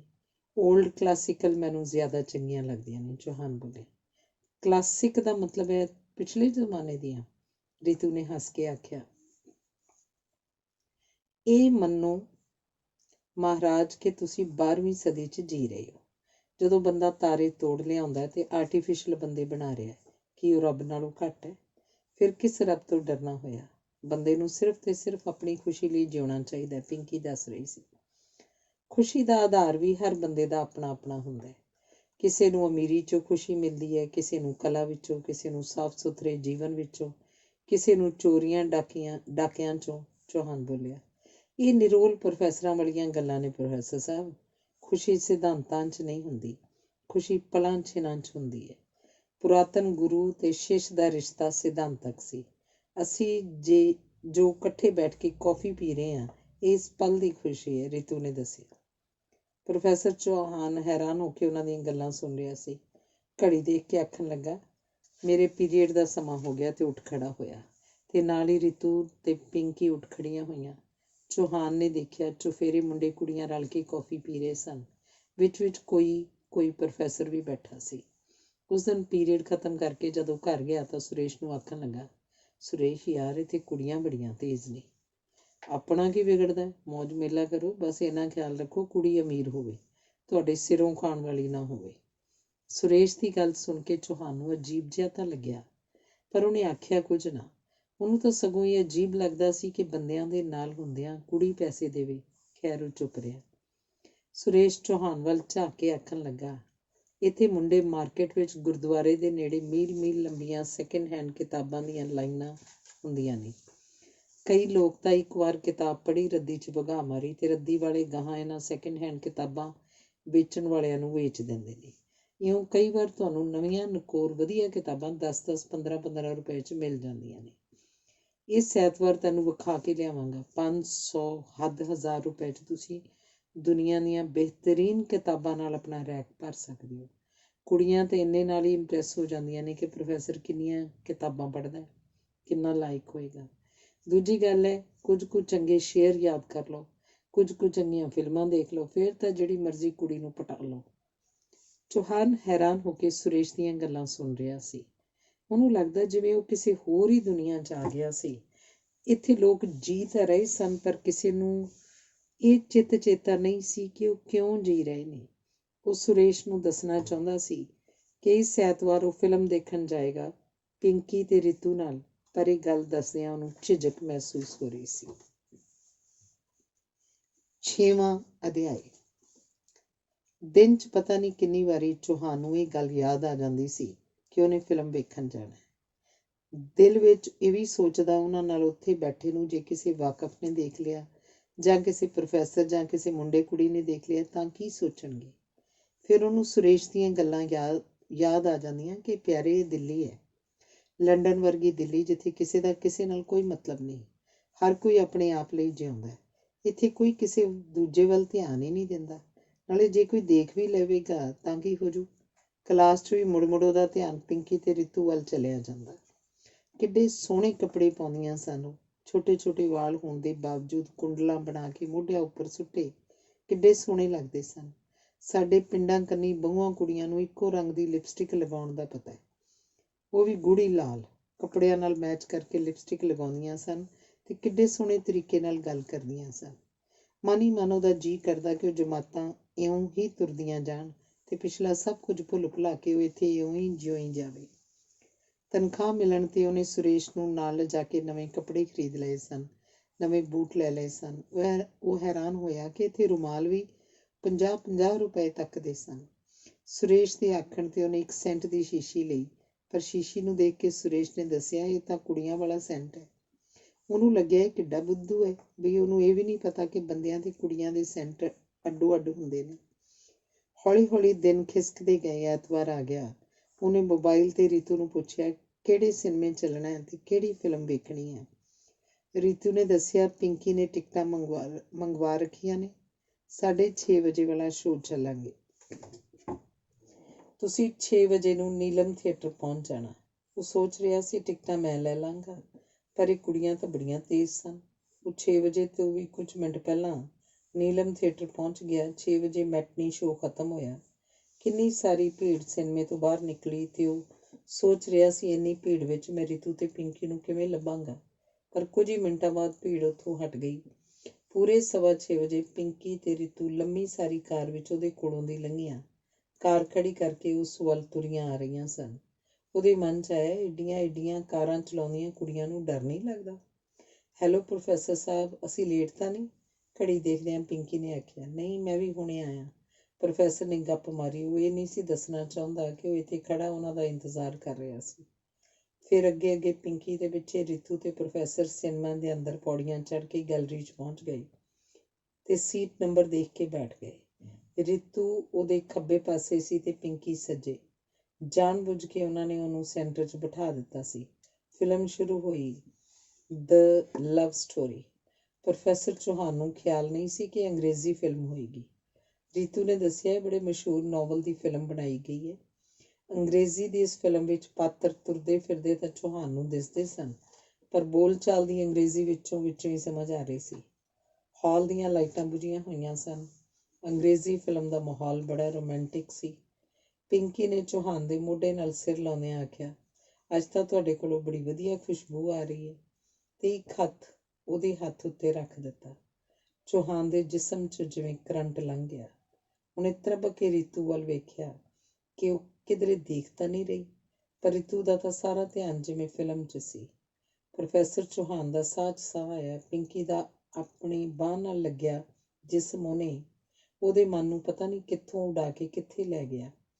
ਫਿਲਮ ਖਤਮ ਹੋਣ ਤੱਕ ਮਨ ਹੀ ਮਨ ਉਹ ਪਿੰਕੀ ਨਾਲ ਪਤਾ ਨਹੀਂ ਕਿੱਥੇ ਕਿੱਥੇ ਭੌਂ ਆਇਆ। ਇੰਟਰਵਲ ਵੇਲੇ ਉਹਨੇ ਜਾਣ ਕੇ ਪਿੰਕੀ ਦੀ ਥਾਂ ਰੀਤੂ ਨੂੰ ਪੁੱਛਿਆ, ਕੁਝ ਪੀਣ ਲਈ ਲਿਆਵਾਂ? ਰੀਤੂ ਨੇ ਆਖਿਆ, ਜ਼ਰੂਰ, ਕੈਂਪਾ ਕੋਲਾ ਲੈ ਆਓ, ਪਰ ਪਿੰਕੀ ਲਈ ਫਰੂਟੀ ਲੈ ਆਉਣਾ। ਉਹਨੂੰ ਕੈਂਪਾ ਕੋਲਾ ਦਾ ਰੰਗ ਹੀ ਪਸੰਦ ਨਹੀਂ। ਉੱਠ ਕੇ ਵਰਾਂਡੇ ਵਿਚਲੀ ਕੈਂਟੀਨ ਕੋਲ ਗਿਆ, 2 ਫਰੂਟੀਆਂ ਤੇ 1 ਕੈਂਪਾ ਕੋਲਾ ਲੈ ਆਇਆ। ਉਹਨੇ ਆਪਣੇ ਲਈ ਵੀ ਫਰੂਟੀ ਲਿਆਂਦੀ ਸੀ। ਪਾਈਪਾਂ ਨਾਲ ਫਰੂਟੀਆਂ ਤੇ ਕੈਂਪਾ ਕੋਲਾ ਸਿਪ ਕਰਦੇ ਹੋਏ ਉਹ ਤਿੰਨੋਂ ਦੀਨ ਦੁਨੀਆ ਨੂੰ ਭੁੱਲ ਹੱਸ ਰਹੇ ਸੀ, ਮਜ਼ਾਕ ਕਰ ਰਹੇ ਸਨ। ਖੁਸ਼ੀ ਉਹਨਾਂ ਕੋਲੋਂ ਡੁੱਲ ਪੈਂਦੀ ਸੀ। ਫਿਲਮ ਖਤਮ ਹੋਈ ਤਾਂ ਪਿੰਕੀ ਨੇ ਆਖਿਆ, ਚਲੋ ਸਾਡੇ ਨਾਲ ਹੀ ਆ ਜਾਓ, ਰੀਤੂ ਨੂੰ ਲਾ ਕੇ ਤੁਹਾਨੂੰ ਲਾ ਦਿਆਂਗੀ। ਉਹ ਪਿੱਛੇ ਬੈਠਣ ਲੱਗਿਆ ਸੀ ਜਦੋਂ ਰੀਤੂ ਬੋਲੀ, ਮੇਰੇ ਉੱਤਰ ਜਾਣ ਮਗਰੋਂ ਤੁਹਾਨੂੰ ਫੇਰ ਅੱਗੇ ਆਉਣਾ ਪਏਗਾ, ਇਸ ਲਈ ਹੁਣੇ ਅੱਗੇ ਬੈਠ ਜਾਓ। ਸਾਊ ਬੱਚਿਆਂ ਵਾਂਗ ਕਹਿਣਾ ਮੰਨ ਕੇ ਚੌਹਾਨ ਪਿੰਕੀ ਦੇ ਨਾਲ ਅੱਗੇ ਬੈਠ ਗਿਆ ਤੇ ਰੀਤੂ ਪਿੱਛੇ। ਪਿੰਕੀ ਬੜੀ ਤੇਜ਼ ਗੱਡੀ ਚਲਾ ਰਹੀ ਸੀ। ਪ੍ਰੋਫੈਸਰ ਚੌਹਾਨ ਨੂੰ ਘਬਰਾਹਟ ਹੋ ਰਹੀ ਸੀ। ਉਸੇ ਵੇਲੇ ਹੱਸਦੀ ਹੋਈ ਰੀਤੂ ਬੋਲੀ, ਘਬਰਾਓ ਨਹੀਂ ਪ੍ਰੋਫੈਸਰ ਸਾਹਿਬ, ਪਿੰਕੀ ਬੜੀ ਐਕਸਪਰਟ ਹੈ ਗੱਡੀ ਚਲਾਉਣ 'ਚ, ਅਸਲ 'ਚ ਹਰ ਕੰਮ 'ਚ ਹੀ ਐਕਸਪਰਟ ਹੈ। ਕੁਝ ਮਿੰਟਾਂ ਮਗਰੋਂ ਰੀਤੂ ਦੀ ਕੋਠੀ ਆ ਗਈ। ਉਹਨੇ ਅੰਦਰ ਜਾਣ ਲਈ ਤੇ ਚਾਹ ਪੀ ਕੇ ਜਾਣ ਲਈ ਸੁਲਾ ਮਾਰੀ। ਪਿੰਕੀ ਨੇ ਚੌਹਾਨ ਤੋਂ ਅੱਖ ਬਚਾ ਕੇ ਰੀਤੂ ਨੂੰ ਅੱਖ ਮਾਰੀ ਤੇ ਆਖਿਆ, ਕਦੇ ਫੇਰ ਆਵਾਂਗੇ। ਤੇ ਫਿਰ ਉਹ ਕਈ ਮੋੜ ਘੋੜ ਕੱਟਦੀ ਕਾਰ ਨੂੰ ਬੁੱਧਾ ਪਾਰਕ ਵੱਲ ਲੈ ਗਈ। ਕਾਰ ਉੱਥੇ ਖੜੀ ਕਰਕੇ ਪ੍ਰੋਫੈਸਰ ਚੌਹਾਨ ਨੂੰ ਆਖਣ ਲੱਗੀ, ਅੱਜ ਤਾਂ ਜੀਅ ਕਰਦਾ ਕਾਰ ਇਉਂ ਹੀ ਤੁਰਦੀ ਜਾਵੇ ਤੇ ਆਪਾਂ ਇਉਂ ਹੀ ਕੋਲ ਬੈਠੇ ਹੋਈਏ। ਪ੍ਰੋਫੈਸਰ ਚੌਹਾਨ ਹੈਰਾਨ ਹੋ ਰਿਹਾ ਸੀ। ਫਿਰ ਆਖਣ ਲੱਗਾ, ਪਿੰਕੀ, ਮੈਂ ਅਮੀਰਾਂ ਦੀਆਂ ਗੱਲਾਂ ਨਹੀਂ ਸਮਝਦਾ, ਮੇਰਾ ਤਾਂ ਬੜਾ ਸਧਾਰਨ ਜਿਹਾ ਪਰਿਵਾਰ ਹੈ। ਪਿੰਕੀ ਹੱਸ ਪਈ ਤੇ ਬੋਲੀ, ਡਾਇਮੰਡ ਕਿਤੇ ਵੀ ਪਿਆ ਹੋਵੇ ਡਾਇਮੰਡ ਹੀ ਰਹਿੰਦਾ ਹੈ, ਉਹਦੀ ਕੀਮਤ ਨਹੀਂ ਘਟਦੀ। ਤੁਸੀਂ ਨਹੀਂ ਜਾਣਦੇ ਤੁਸੀਂ ਕਿੱਡੇ ਕੀਮਤੀ ਹੋ। ਪ੍ਰੋਫੈਸਰ ਚੌਹਾਨ ਨੇ ਧਿਆਨ ਨਾਲ ਉਸ ਵੱਲ ਦੇਖਿਆ ਤੇ ਬੜਾ ਹੌਸਲਾ ਕਰਕੇ ਉਹਨੇ ਪਿੰਕੀ ਨੂੰ ਪੁੱਛਿਆ, ਤੂੰ ਕਿਹੋ ਜਿਹੇ ਲੜਕੇ ਨਾਲ ਵਿਆਹ ਕਰੇਂਗੀ? ਤੁਹਾਡੇ ਵਰਗੇ ਨਾਲ, ਪਿੰਕੀ ਨੇ ਹੱਸ ਕੇ ਆਖਿਆ। ਇਉਂ ਹੀ ਨਿੱਕੀਆਂ ਨਿੱਕੀਆਂ ਗੱਲਾਂ ਕਰਦਿਆਂ ਚੋਖਾ ਸਮਾਂ ਲੰਘ ਗਿਆ ਤਾਂ ਪ੍ਰੋਫੈਸਰ ਚੌਹਾਨ ਨੇ ਆਖਿਆ, ਤੇਰੇ ਘਰ ਦੇ ਨਾਰਾਜ਼ ਨਹੀਂ ਹੋਣਗੇ ਕਿ ਇੰਨੀ ਦੇਰ ਕਿੱਥੇ ਲਾ ਦਿੱਤੀ? ਪਿੰਕੀ ਹੱਸ ਪਈ ਤੇ ਬੋਲੀ, ਸਾਡੇ ਘਰ 'ਚ ਹਰ ਇੱਕ ਦੀ ਆਪਣੀ ਜ਼ਿੰਦਗੀ ਹੈ, ਕਿਸੇ ਦੂਸਰੇ ਦੀ ਜ਼ਿੰਦਗੀ 'ਚ ਕੋਈ ਦੂਸਰਾ ਦਖਲ ਨਹੀਂ ਦਿੰਦਾ। ਪਾਪਾ ਮੇਰੇ ਆਪਣੇ ਬਿਜ਼ਨਸ 'ਚ ਰੁੱਝੇ ਰਹਿੰਦੇ ਨੇ, ਮਾਂ ਮੇਰੀ ਕੱਪੜਿਆਂ ਗਹਿਣਿਆਂ ਤੇ ਕਿੱਟੀ ਪਾਰਟੀਆਂ 'ਚ, ਭਰਾ ਮੇਰਾ ਅਮਰੀਕਾ ਪੜ੍ਹਨ ਗਿਆ ਹੋਇਆ ਤੇ ਬਸ ਮੈਂ ਹਾਂ। ਇਹਦਾ ਮਤਲਬ ਹੈ ਤੂੰ ਜੋ ਚਾਹੇ ਕਰ ਸਕਦੀ ਹੈ? ਪ੍ਰੋਫੈਸਰ ਚੌਹਾਨ ਨੇ ਹੈਰਾਨ ਹੋ ਕੇ ਪੁੱਛਿਆ। ਹਾਂ, ਦਿੱਲੀ 'ਚ ਕੁੜੀਆਂ ਵੀ ਮੁੰਡਿਆਂ ਵਾਂਗ ਆਜ਼ਾਦ ਹਨ। ਕੱਲ੍ਹ ਨੂੰ ਭਾਵੇਂ ਮੈਂ ਕਿਸੇ ਗਧੇ ਨੂੰ ਵੀ ਫੜ ਕੇ ਲੈ ਜਾਵਾਂ ਕਿ ਮੈਂ ਇਸ ਨਾਲ ਵਿਆਹ ਕਰਨਾ ਤਾਂ ਮੇਰੇ ਘਰ ਦੇ ਆਖਣਗੇ, ਆਪਣੀ ਜ਼ਿੰਦਗੀ ਬਾਰੇ ਤੂੰ ਬਿਹਤਰ ਸੋਚ ਸਕਦੀ ਹੈ, ਜਿਵੇਂ ਜੀ ਚਾਹੇ ਕਰ ਲੈ। ਪਿੰਕੀ ਬੋਲੀ। ਇਹ ਗੱਲ ਸੁਣ ਕੇ ਪ੍ਰੋਫੈਸਰ ਚੌਹਾਨ ਨੂੰ ਪੱਕਾ ਯਕੀਨ ਹੋ ਗਿਆ ਕਿ ਪਿੰਕੀ ਉਸੇ ਨਾਲ ਹੀ ਵਿਆਹ ਕਰੇਗੀ। ਮਨ ਹੀ ਮਨ ਉਹ ਇਹ ਸੋਚ ਕੇ ਬਹੁਤ ਖੁਸ਼ ਹੋਇਆ ਕਿ ਜਦੋਂ ਆਪ ਕਾਰ ਚਲਾ ਕੇ ਮੈਨੂੰ ਬਿਠਾ ਕੇ ਪਿੰਕੀ ਸਾਡੇ ਪਿੰਡ ਜਾਏਗੀ, ਸਾਡੇ ਘਰ ਪਹੁੰਚੇਗੀ ਤਾਂ ਲੋਕ ਖੜ ਦੇਖਣਗੇ। ਉਹਨੂੰ ਆਪਣੀ ਕਿਸਮਤ 'ਤੇ ਹੈਰਾਨੀ ਹੋਣ ਲੱਗੀ। ਅਗਲੇ ਦਿਨ ਕਾਲਜ ਦੇ ਕੈਂਪਸ 'ਚ ਉਹ ਜਦੋਂ ਆਇਆ ਤਾਂ ਉਹਦੇ ਧਰਤੀ 'ਤੇ ਪੈਰ ਕਿਹੜਨ ਲੱਗਦੇ ਸਨ। ਸੁਰੇਸ਼ ਕਮਰੇ ਵਿੱਚ ਹੀ ਸੀ। ਉਹਨੂੰ ਦੇਖ ਕੇ ਬੋਲਿਆ, ਪ੍ਰੋਫੈਸਰ ਚੌਹਾਨ, ਦਿੱਲੀ ਦੀ ਹਵਾ ਲੱਗਦੀ ਜਾਂਦੀ ਹੈ, ਪਰ ਇੰਨੀ ਹਵਾ ਨਾ ਲਵਾ ਲਿਓ ਕਿ ਜ਼ੁਕਾਮ ਹੀ ਹੋ ਜਾਏ। ਸੁਰੇਸ਼, ਮੈਨੂੰ ਤਾਂ ਦਿੱਲੀ ਸ਼ਹਿਰ ਪਰੀਆਂ ਦਾ ਦੇਸ਼ ਲੱਗਦਾ, ਚੌਹਾਨ ਬੋਲਿਆ। ਖਿਆਲ ਰੱਖੀ, ਪਰੀਆਂ ਉਡਾ ਕੇ ਵੀ ਲੈ ਜਾਂਦੀਆਂ ਹੁੰਦੀਆਂ ਨੇ ਤੇ ਮੁੜ ਕੇ ਧਰਤੀ 'ਤੇ ਵੀ ਪਲਟਾ ਦਿੰਦੀਆਂ ਹੁੰਦੀਆਂ ਨੇ, ਸੁਰੇਸ਼ ਨੇ ਹੱਸ ਕੇ ਆਖਿਆ। ਜਿਹੜੀ ਪਰੀ ਉਡਾ ਕੇ ਲੈ ਜਾਊਗੀ ਆਪਾਂ ਉਹਦਾ ਹੱਥ ਹੀ ਨਹੀਂ ਛੱਡਣਾ, ਫਿਰ ਉਹ ਧਰਤੀ 'ਤੇ ਕਿਵੇਂ ਪਟਕ ਦੇਗੀ? ਪ੍ਰੋਫੈਸਰ ਚੌਹਾਨ ਨੇ ਹੱਸ ਕੇ ਜਵਾਬ ਦਿੱਤਾ। ਤੇਰੀ ਤਾਂ ਉਹ ਆਪਣੇ ਰੂਪ ਦੇ ਜਾਦੂ ਨਾਲ ਐਸੀ ਮੱਤ ਮਾਰੇਗੀ ਕਿ ਤੈਨੂੰ ਤਾਂ ਆਪਣੇ ਆਪ ਦੀ ਸੁੱਧ ਬੁੱਧੀ ਨਹੀਂ ਰਹਿਣੀ, ਸੁਰੇਸ਼ ਨੇ ਦੱਸਿਆ। ਇਉਂ ਆ ਕੇ, ਯਾਰ, ਮੇਰਾ ਦਿਲ ਨਾ ਢਾਹ, ਮਸਾਂ ਤਾਂ ਪਰੀਆਂ ਦਾ ਦੇਸ ਲੱਭਿਆ, ਪ੍ਰੋਫੈਸਰ ਚੌਹਾਨ ਬੋਲਿਆ।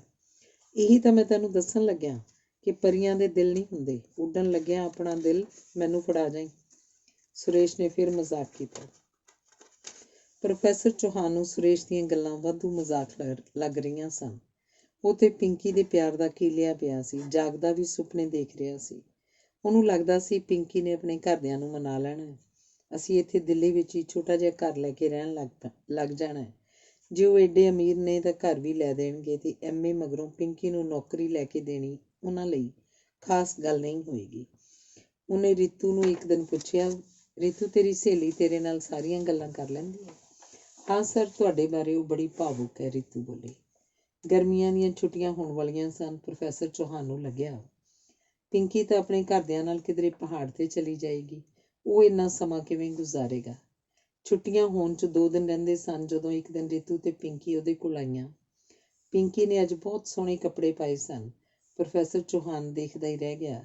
ਇੰਨੇ ਚਿਰ ਨੂੰ ਰੀਤੂ ਨੇ ਇੱਕ ਲਿਫਾਫੇ ਵਿੱਚੋਂ ਸੁਨਹਿਰੀ ਕਾਰਡ ਕੱਢਿਆ ਤੇ ਨਾਲ ਇੱਕ ਕੀਮਤੀ ਮੋਬਾਈਲ ਫੋਨ ਸੀ। ਇਹ ਪਿੰਕੀ ਵੱਲੋਂ ਗਿਫਟ ਸਰ, ਰੀਤੂ ਬੋਲੀ। ਕਿਸ ਚੀਜ਼ ਦਾ ਕਾਰਡ ਹੈ? ਪ੍ਰੋਫੈਸਰ ਚੌਹਾਨ ਨੇ ਖੁਸ਼ ਹੋ ਕੇ ਪੁੱਛਿਆ। ਅਗਲੇ ਹਫ਼ਤੇ ਸਰ ਪਿੰਕੀ ਦੀ ਮੈਰਿਜ ਹੈ।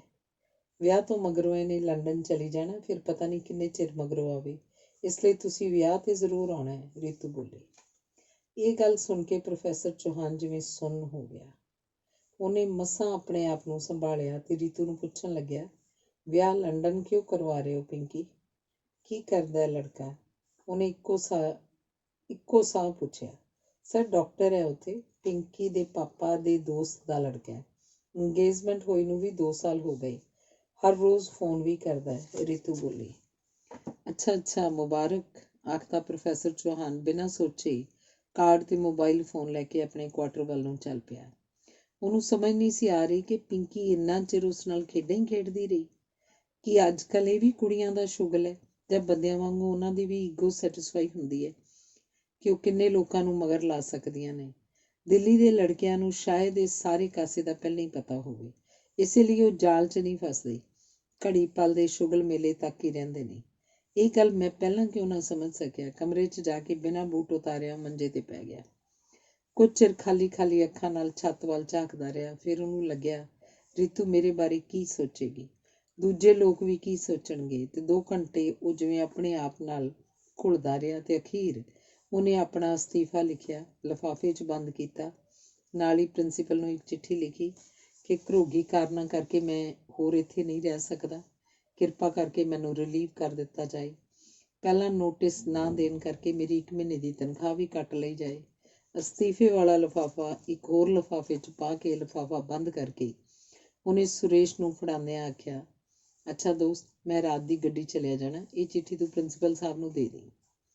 ਉਹਨੂੰ ਆਪਣੇ ਕੱਪੜੇ ਲੀੜੇ ਤੇ ਨਿੱਕ ਸੁੱਕ ਬੈਗ 'ਚ ਪਾਉਂਦਿਆਂ ਦੇਖ ਸੁਰੇਸ਼ ਨੇ ਸੋਚਿਆ, ਲੰਮੀਆਂ ਛੁੱਟੀਆਂ ਕਾਰਨ ਹੀ ਸਾਰਾ ਕੁਝ ਲੈ ਕੇ ਜਾ ਰਿਹਾ ਹੈ। ਬਿਸਤਰਾ ਉਹਨੇ ਉਸੇ ਤਰ੍ਹਾਂ ਆਪਣੇ ਬੈੱਡ 'ਤੇ ਵਿਛਿਆ ਰਹਿਣ ਦਿੱਤਾ ਤੇ ਟ੍ਰੇਨ ਫੜ ਕੇ ਸਿੱਧਾ ਚੰਡੀਗੜ੍ਹ ਪਹੁੰਚ ਗਿਆ ਤੇ ਉੱਥੇ ਰਹਿੰਦੇ ਆਪਣੇ ਮਿੱਤਰ ਗੁਰਮੀਤ ਦੇ ਘਰ ਦਾ ਕੁੰਡਾ ਜਾ ਖੜਕਾਇਆ ਤੇ ਉਸ ਇਹ ਵੀ ਦੱਸਿਆ ਕਿ ਮੈਂ ਦਿੱਲੀੋਂ ਨੌਕਰੀ ਛੱਡ ਆਇਆ। ਗੁਰਮੀਤ ਨੇ ਘਰਵਾਲੀ ਨੂੰ ਬ੍ਰੇਕਫਾਸਟ ਲਿਆਉਣ ਲਈ ਆਖ ਕੇ ਚੌਹਾਨ ਵੱਲ ਮੂੰਹ ਕਰਕੇ ਆਖਿਆ, ਚੰਗਾ ਹੋਇਆ ਤੂੰ ਨੌਕਰੀ ਛੱਡ ਆਇਆ। ਆਪਣੇ ਵਰਗਿਆਂ ਦਾ ਦਿੱਲੀ ਰਹਿਣ ਦਾ ਕੋਈ ਹੱਜ ਨਹੀਂ। ਇੱਥੇ ਹੀ ਚੰਡੀਗੜ੍ਹ 'ਚ ਖਾਲਸਾ ਕਾਲਜ 'ਚ ਨੌਕਰੀ ਨਿਕਲੀ ਹੋਈ ਹੈ। ਤੂੰ ਝਟਪਟ ਅਪਲਾਈ ਕਰ, ਮੈਂ ਕਲਰਕ ਦਾ ਹੱਥ ਗਰਮ ਕਰਕੇ ਤੇਰੀ ਅਰਜ਼ੀ ਬੈਕ ਡੇਟ 'ਚ ਐਂਟਰ ਕਰਵਾ ਆਵਾਂਗਾ। ਭਾਵੇਂ ਉੱਥੇ ਉਹਦੀ ਕੋਈ ਸਿਫਾਰਿਸ਼ ਨਹੀਂ ਸੀ, ਫਿਰ ਵੀ ਉਹ ਸਿਲੈਕਟ ਹੋ ਗਿਆ। ਉਹਨੂੰ ਲੱਗਿਆ ਦੁਨੀਆ 'ਚ ਅਜੇ ਵੀ ਕੁਝ ਚੰਗੇ ਲੋਕ ਹੈਗੇ ਹੈ। ਇਉਂ ਚੌਹਾਨ ਚੰਡੀਗੜ੍ਹ ਨੌਕਰੀ ਕਰਨ ਆ ਲੱਗਿਆ। ਕੁਝ ਚਿਰ ਉਹ ਗੁਰਮੀਤ ਦੇ ਨਾਲ ਰਿਹਾ। ਫਿਰ ਉਹਨੇ ਇੱਕ ਫਲੈਟ ਕਿਰਾਏ 'ਤੇ ਲੈ ਲਿਆ ਸੀ। ਉਹਨੂੰ ਬੜੇ ਸਲੀਕੇ ਨਾਲ ਸਜਾਇਆ। ਉਹਨੇ ਝੋਲੇ 'ਚੋਂ ਦਿੱਲੀੋਂ ਲਿਆਂਦੀਆਂ ਕਿਤਾਬਾਂ ਕੱਢੀਆਂ ਤੇ ਬੜਾ ਸਕੂਨ ਮਹਿਸੂਸ ਹੋਇਆ। ਹੋਰ ਨਾ ਸੀ ਦਿੱਲੀ ਤੋਂ ਏਡੀਆਂ ਚੰਗੀਆਂ ਕਿਤਾਬਾਂ ਉਹ ਲੈ ਆਇਆ ਸੀ। ਕਿਤਾਬਾਂ ਨਾਲੋਂ ਚੰਗਾ ਦੋਸਤ ਹੋਰ ਕੋਈ ਨਹੀਂ ਹੁੰਦਾ, ਇਹ ਸੋਚ ਕੇ ਉਹਨੂੰ ਰਾਹਤ ਮਿਲੀ। ਇੱਥੇ ਰਹਿੰਦਿਆਂ ਉਹ ਹਰ ਵੇਲੇ ਆਪਣੇ ਆਪ ਨੂੰ ਰੁੱਝਿਆ ਰੱਖਣਾ ਚਾਹੁੰਦਾ ਸੀ। ਜਦੋਂ ਕੁਝ ਥੱਕ ਜਾਂਦਾ ਤਾਂ ਆਥਣੇ ਇਕੱਲਾ ਹੀ 17 ਸੈਕਟਰ ਵੱਲ ਤੁਰ ਪੈਂਦਾ। 17 ਸੈਕਟਰ ਦੀ ਰੰਗ ਬਿਰੰਗੀ ਦੁਨੀਆ ਵੱਲ ਝਾਕਦਾ ਉਹ ਆਪਣੇ ਆਪ ਨੂੰ ਭੁੱਲ ਹੀ ਜਾਂਦਾ। ਪਰ ਕਦੇ ਕਦੇ ਉਹਨੂੰ ਖਿਆਲ ਆਉਂਦਾ, ਪਿੰਕੀ ਜ਼ਿਆਦਾ ਚੁਸਤ ਸੀ ਜਾਂ ਮੈਂ ਹੀ ਜ਼ਿਆਦਾ ਬੁੱਧੂ। ਮੈਨੂੰ ਖਿਡੌਣਾ ਸਮਝ ਕੇ ਖੇਡਦੀ ਰਹੀ। ਕੁੜੀਆਂ ਕਿੰਨੀ ਐਕਟਿੰਗ ਕਰ ਲੈਂਦੀਆਂ ਨੇ ਤੇ ਫਿਰ ਉਹ ਸੋਚਦਾ ਚਲੋ ਜੋ ਹੋਇਆ ਚੰਗਾ ਹੀ ਹੋਇਆ।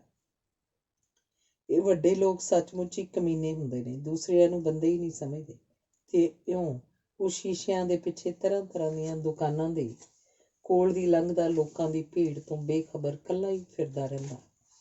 ਜਦੋਂ ਥੱਕ ਜਾਂਦਾ ਤਾਂ ਆਪਣੇ ਵਾਲੇ ਹੋਟਲ ਤੋਂ ਰੋਟੀ ਖਾ ਕੇ ਫਲੈਟ ਨੂੰ ਚਲਿਆ ਜਾਂਦਾ।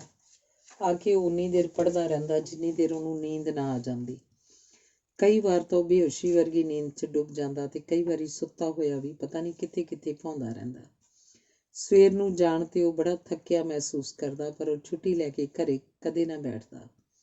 ਕਾਲਜ ਵਿੱਚ ਕੁਝ ਉਹਦੇ ਦੋਸਤ ਵੀ ਬਣ ਗਏ ਸਨ, ਜਿਨ੍ਹਾਂ ਵਿੱਚੋਂ ਇੱਕ ਰਾਜ ਸੀ ਜੋ ਬੜਾ ਸ਼ੌਕੀਨ ਤੇ ਸੋਹਣਾ ਵੀ ਸੀ, ਕੱਪੜੇ ਵੀ ਵਧੀਆ ਪਾਉਂਦਾ ਸੀ ਤੇ ਬਹੁਤ ਸਾਰੀ ਉਰਦੂ ਦੀ ਪੋਇਟਰੀ ਉਹਨੇ ਯਾਦ ਕਰ ਰੱਖੀ ਸੀ। ਉਹ ਪ੍ਰੋਫੈਸਰ ਚੌਹਾਨ ਨਾਲ ਸਾਹਿਤ ਦੀਆਂ, ਸੰਗੀਤ ਦੀਆਂ ਤੇ ਕੁੜੀਆਂ ਦੀਆਂ ਗੱਲਾਂ ਕਰਦਾ ਰਹਿੰਦਾ। ਹੌਲੀ ਹੌਲੀ ਚੌਹਾਨ ਨੇ ਸੰਗੀਤ ਦੀਆਂ ਬਹੁਤ ਵਧੀਆ ਸੀਡੀਆਂ ਤੇ ਸਾਹਿਤ ਦੀਆਂ ਬਹੁਤ ਸਾਰੀਆਂ ਕਿਤਾਬਾਂ ਜਮ੍ਹਾਂ ਕਰ ਲਈਆਂ। ਕੁੜੀਆਂ ਦੀਆਂ ਗੱਲਾਂ 'ਚੋਂ ਕੋਈ ਦਿਲਚਸਪੀ ਨਹੀਂ ਸੀ ਦਿਖਾਉਂਦਾ। ਰਾਜ ਨੂੰ ਤੇ ਸ਼ਰਾਬ ਪੀਣ ਦਾ ਵੀ ਸ਼ੌਕ ਸੀ। ਕਦੇ ਕਦੇ ਉਹ ਇੱਕ ਅੱਧਾ ਪੈਗ ਚੌਹਾਨ ਨੂੰ ਵੀ ਪਿਲਾ ਦਿੰਦਾ ਤੇ ਆਖਦਾ, ਜੇ ਤੁਸੀਂ ਕਦੇ ਰੱਜ ਕੇ ਸ਼ਰਾਬ ਨਹੀਂ ਪੀਤੀ ਤਾਂ ਸਮਝੋ ਦੁਨੀਆ ਦਾ ਕੁਝ ਵੀ ਨਹੀਂ ਦੇਖਿਆ। ਕਈ ਵਾਰੀ ਰਾਜ ਕੁੜੀਆਂ ਦੀਆਂ ਗੱਲਾਂ ਕਰਦਾ ਰੋ ਵੀ ਪੈਂਦਾ।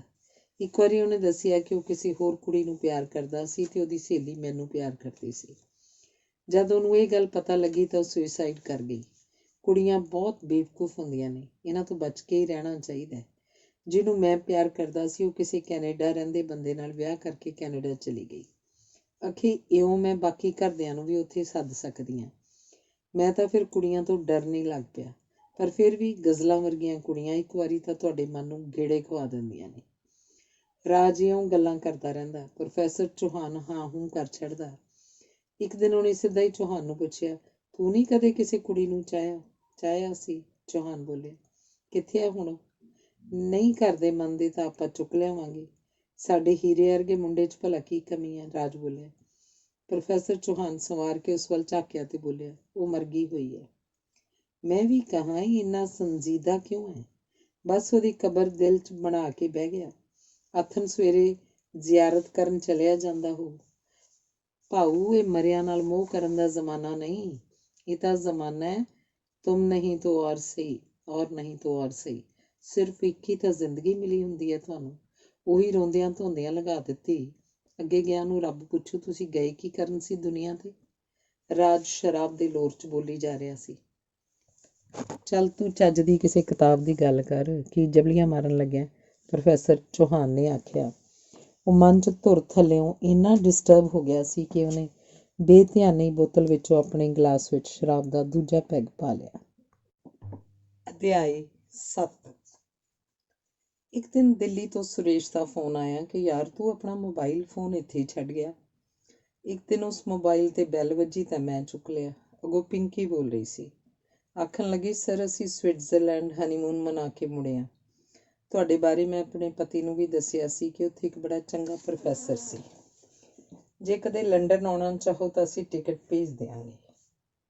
ਉਂਝ ਤੁਹਾਡੀਆਂ ਗੱਲਾਂ ਕਰਕੇ ਅਸੀਂ ਕਈ ਵਾਰੀ ਹੱਸਦੇ ਰਹਿੰਦੇ ਹਾਂ। ਜਦੋਂ ਇੰਨੀਆਂ ਗੱਲਾਂ ਕਰ ਚੁੱਕੀ ਤਾਂ ਮੈਂ ਉਹਨੂੰ ਦੱਸਿਆ, ਚੌਹਾਨ ਨਹੀਂ, ਮੈਂ ਸੁਰੇਸ਼ ਬੋਲ ਰਿਹਾ।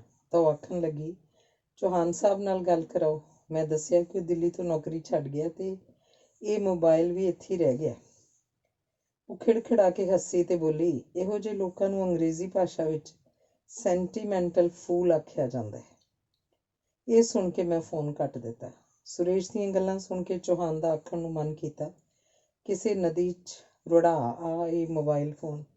ਜੇ ਫਿਰ ਕਦੇ ਉਹ ਗੱਲ ਕਰੇ ਤਾਂ ਆਖੀ ਕਿ ਤੁਸੀਂ ਅਮੀਰ ਲੋਕ ਬੰਦੇ ਨਹੀਂ, ਜਾਨਵਰ ਹੁੰਦੇ ਹੋ। ਪਰ ਉਹਨੇ ਆਖਿਆ ਕੁਝ ਵੀ ਨਾ ਤੇ ਉਹ ਬੜਾ ਉਦਾਸ ਹੋ ਗਿਆ। ਉਸ ਦਿਨ ਉਹ ਕਲਾਸ ਲੈਣ ਵੀ ਨਾ ਗਿਆ। ਉਹਨੇ ਰਾਜ ਨੂੰ ਫੋਨ ਕਰਕੇ ਸੱਦ ਲਿਆ ਤੇ ਆਖਿਆ, ਯਾਰ ਅੱਜ ਰੱਜ ਕੇ ਸ਼ਰਾਬ ਪੀਏ ਤੇ ਗਾਲਿਬ ਦੀਆਂ ਗਜ਼ਲਾਂ ਸੁਣੀਏ। ਰਾਜ ਹੈਰਾਨ ਹੋ ਕੇ ਉਸ ਵੱਲ ਝਾਕਿਆ ਤੇ ਆਖਣ ਲੱਗਾ, ਤੈਨੂੰ ਹੋ ਕੀ ਗਿਆ ਭਾਊ? ਤੂੰ ਤਾਂ ਮੈਨੂੰ ਬਹੁਤੀ ਪੀਣ ਤੋਂ ਵਰਜਦਾ ਰਹਿੰਦਾ ਸੀ। ਚੌਹਾਨ ਨੇ ਲੰਮਾ ਸਾਹ ਭਰਿਆ ਤੇ ਆਖਿਆ, ਅਸੀਂ ਕਿੱਡੀ ਬੇਮਾਨੀ ਜ਼ਿੰਦਗੀ ਜਿਉਈ ਜਾਂਦੇ। ਜਦ ਪਤਾ ਹੈ ਕਿ ਅਖੀਰ ਮਰ ਜਾਣਾ, ਫਿਰ ਕੁਝ ਵੀ ਕਰਨ ਦੀ ਕੀ ਲੋੜ ਹੈ? ਕਿਸੇ ਵੀ ਗੱਲ ਦਾ ਕੋਈ ਅਰਥ ਨਹੀਂ, ਕਿਸੇ ਵੀ ਰਿਸ਼ਤੇ ਦਾ ਕੋਈ ਸੱਚ ਨਹੀਂ। ਕਾਮੂ ਆਪਣੇ ਨਾਵਲ ਆਊਟਸਾਈਡਰ ਵਿੱਚ ਆਖਦਾ ਹੈ, ਮਾਂ ਕੱਲ੍ਹ ਮਰ ਗਈ ਹੈ। ਨਹੀਂ, ਸ਼ਾਇਦ ਪਰਸੋਂ ਮਰੀ ਹੈ। ਮਾਂ ਦੀ ਮੌਤ 'ਤੇ ਉਸ ਲਈ ਜੇ ਇੰਨੇ ਕੋਈ ਅਰਥ ਹਨ ਤਾਂ ਜ਼ਿੰਦਗੀ 'ਚ ਹੋਰ ਕਿਸ ਚੀਜ਼ ਦੇ ਅਰਥ ਹਨ? ਹੋਂਦਵਾਦੀ ਜੀ ਨਾਲ ਜਹਾਨ ਹੈ। ਮੈਂ ਹਾਂ ਤਾਂ ਦੁਨੀਆ ਹੈ ਆਖਦੇ ਨੇ। I am therefore world is. ਸੰਸਾਰ ਨੂੰ ਆਪਣੇ ਤੱਕ ਸੀਮਤ ਕਰ ਲੈਂਦੇ ਨੇ। ਪਰ ਆਪ ਕੀ ਹਨ, ਕੋਈ ਨਹੀਂ ਜਾਣਦਾ। ਧਾਰਮਿਕ ਗ੍ਰੰਥ ਆਖਦੇ ਨੇ ਸਾਨੂੰ ਸਭ ਨੂੰ ਰੱਬ ਨੇ ਸਿਰਜਿਆ। ਸਿਰਜਿਆ ਕੀ? ਸਿਰਜ ਕੇ ਰੱਬ ਬੰਦਿਆਂ ਨਾਲ ਖੇਡਾਂ ਕਰਦਾ ਹੈ। ਹਰ ਥਾਂ ਹਰ ਚੀਜ਼ 'ਚ ਕਾਣੀ ਵੰਡ, ਗਰੀਬ ਅਮੀਰ, ਗੋਰੇ ਕਾਲੇ, ਅਕਲਮੰਦ ਤੇ ਸਿੱਧਰੇ। ਤੇ ਨਾਲ ਹੀ ਉਹ ਹਾਸ਼ਮ ਦੇ ਆਖਣ ਵਾਂਗੂ ਆਖੇ ਮੈਨੂੰ ਸਮਝ ਸਤਾਇਆ। ਕਈਆਂ ਨੂੰ ਸਾਰੀ ਜ਼ਿੰਦਗੀ ਸਮਝ ਹੀ ਸਤਾਉਂਦੀ ਰਹਿੰਦੀ ਹੈ ਤੇ ਕਈ ਵਾਰੀ ਬੜਾ ਗੁੱਸਾ ਆਉਂਦਾ ਆਪਣੇ ਆਪ 'ਤੇ ਵੀ ਤੇ ਰੱਬ 'ਤੇ ਵੀ। ਰਾਜ ਹੈਰਾਨ ਹੋ ਕੇ ਚੌਹਾਨ ਦੇ ਮੂੰਹ ਵੱਲ ਤੱਕਦਾ ਰਿਹਾ ਕਿ ਇੰਨਾ ਘੱਟ ਬੋਲਣ ਵਾਲਾ, ਇੰਨਾ ਸਾਇਸਤਗੀ ਨਾਲ ਜਿਉਣ ਵਾਲਾ ਚੌਹਾਨ ਅੱਜ ਇੰਨਾ ਉਬਲ ਕਿਉਂ ਰਿਹਾ ਹੈ। ਉਸ ਦਿਨ ਉਹਨਾਂ ਨੇ ਰੱਜ ਕੇ ਸ਼ਰਾਬ ਪੀਤੀ।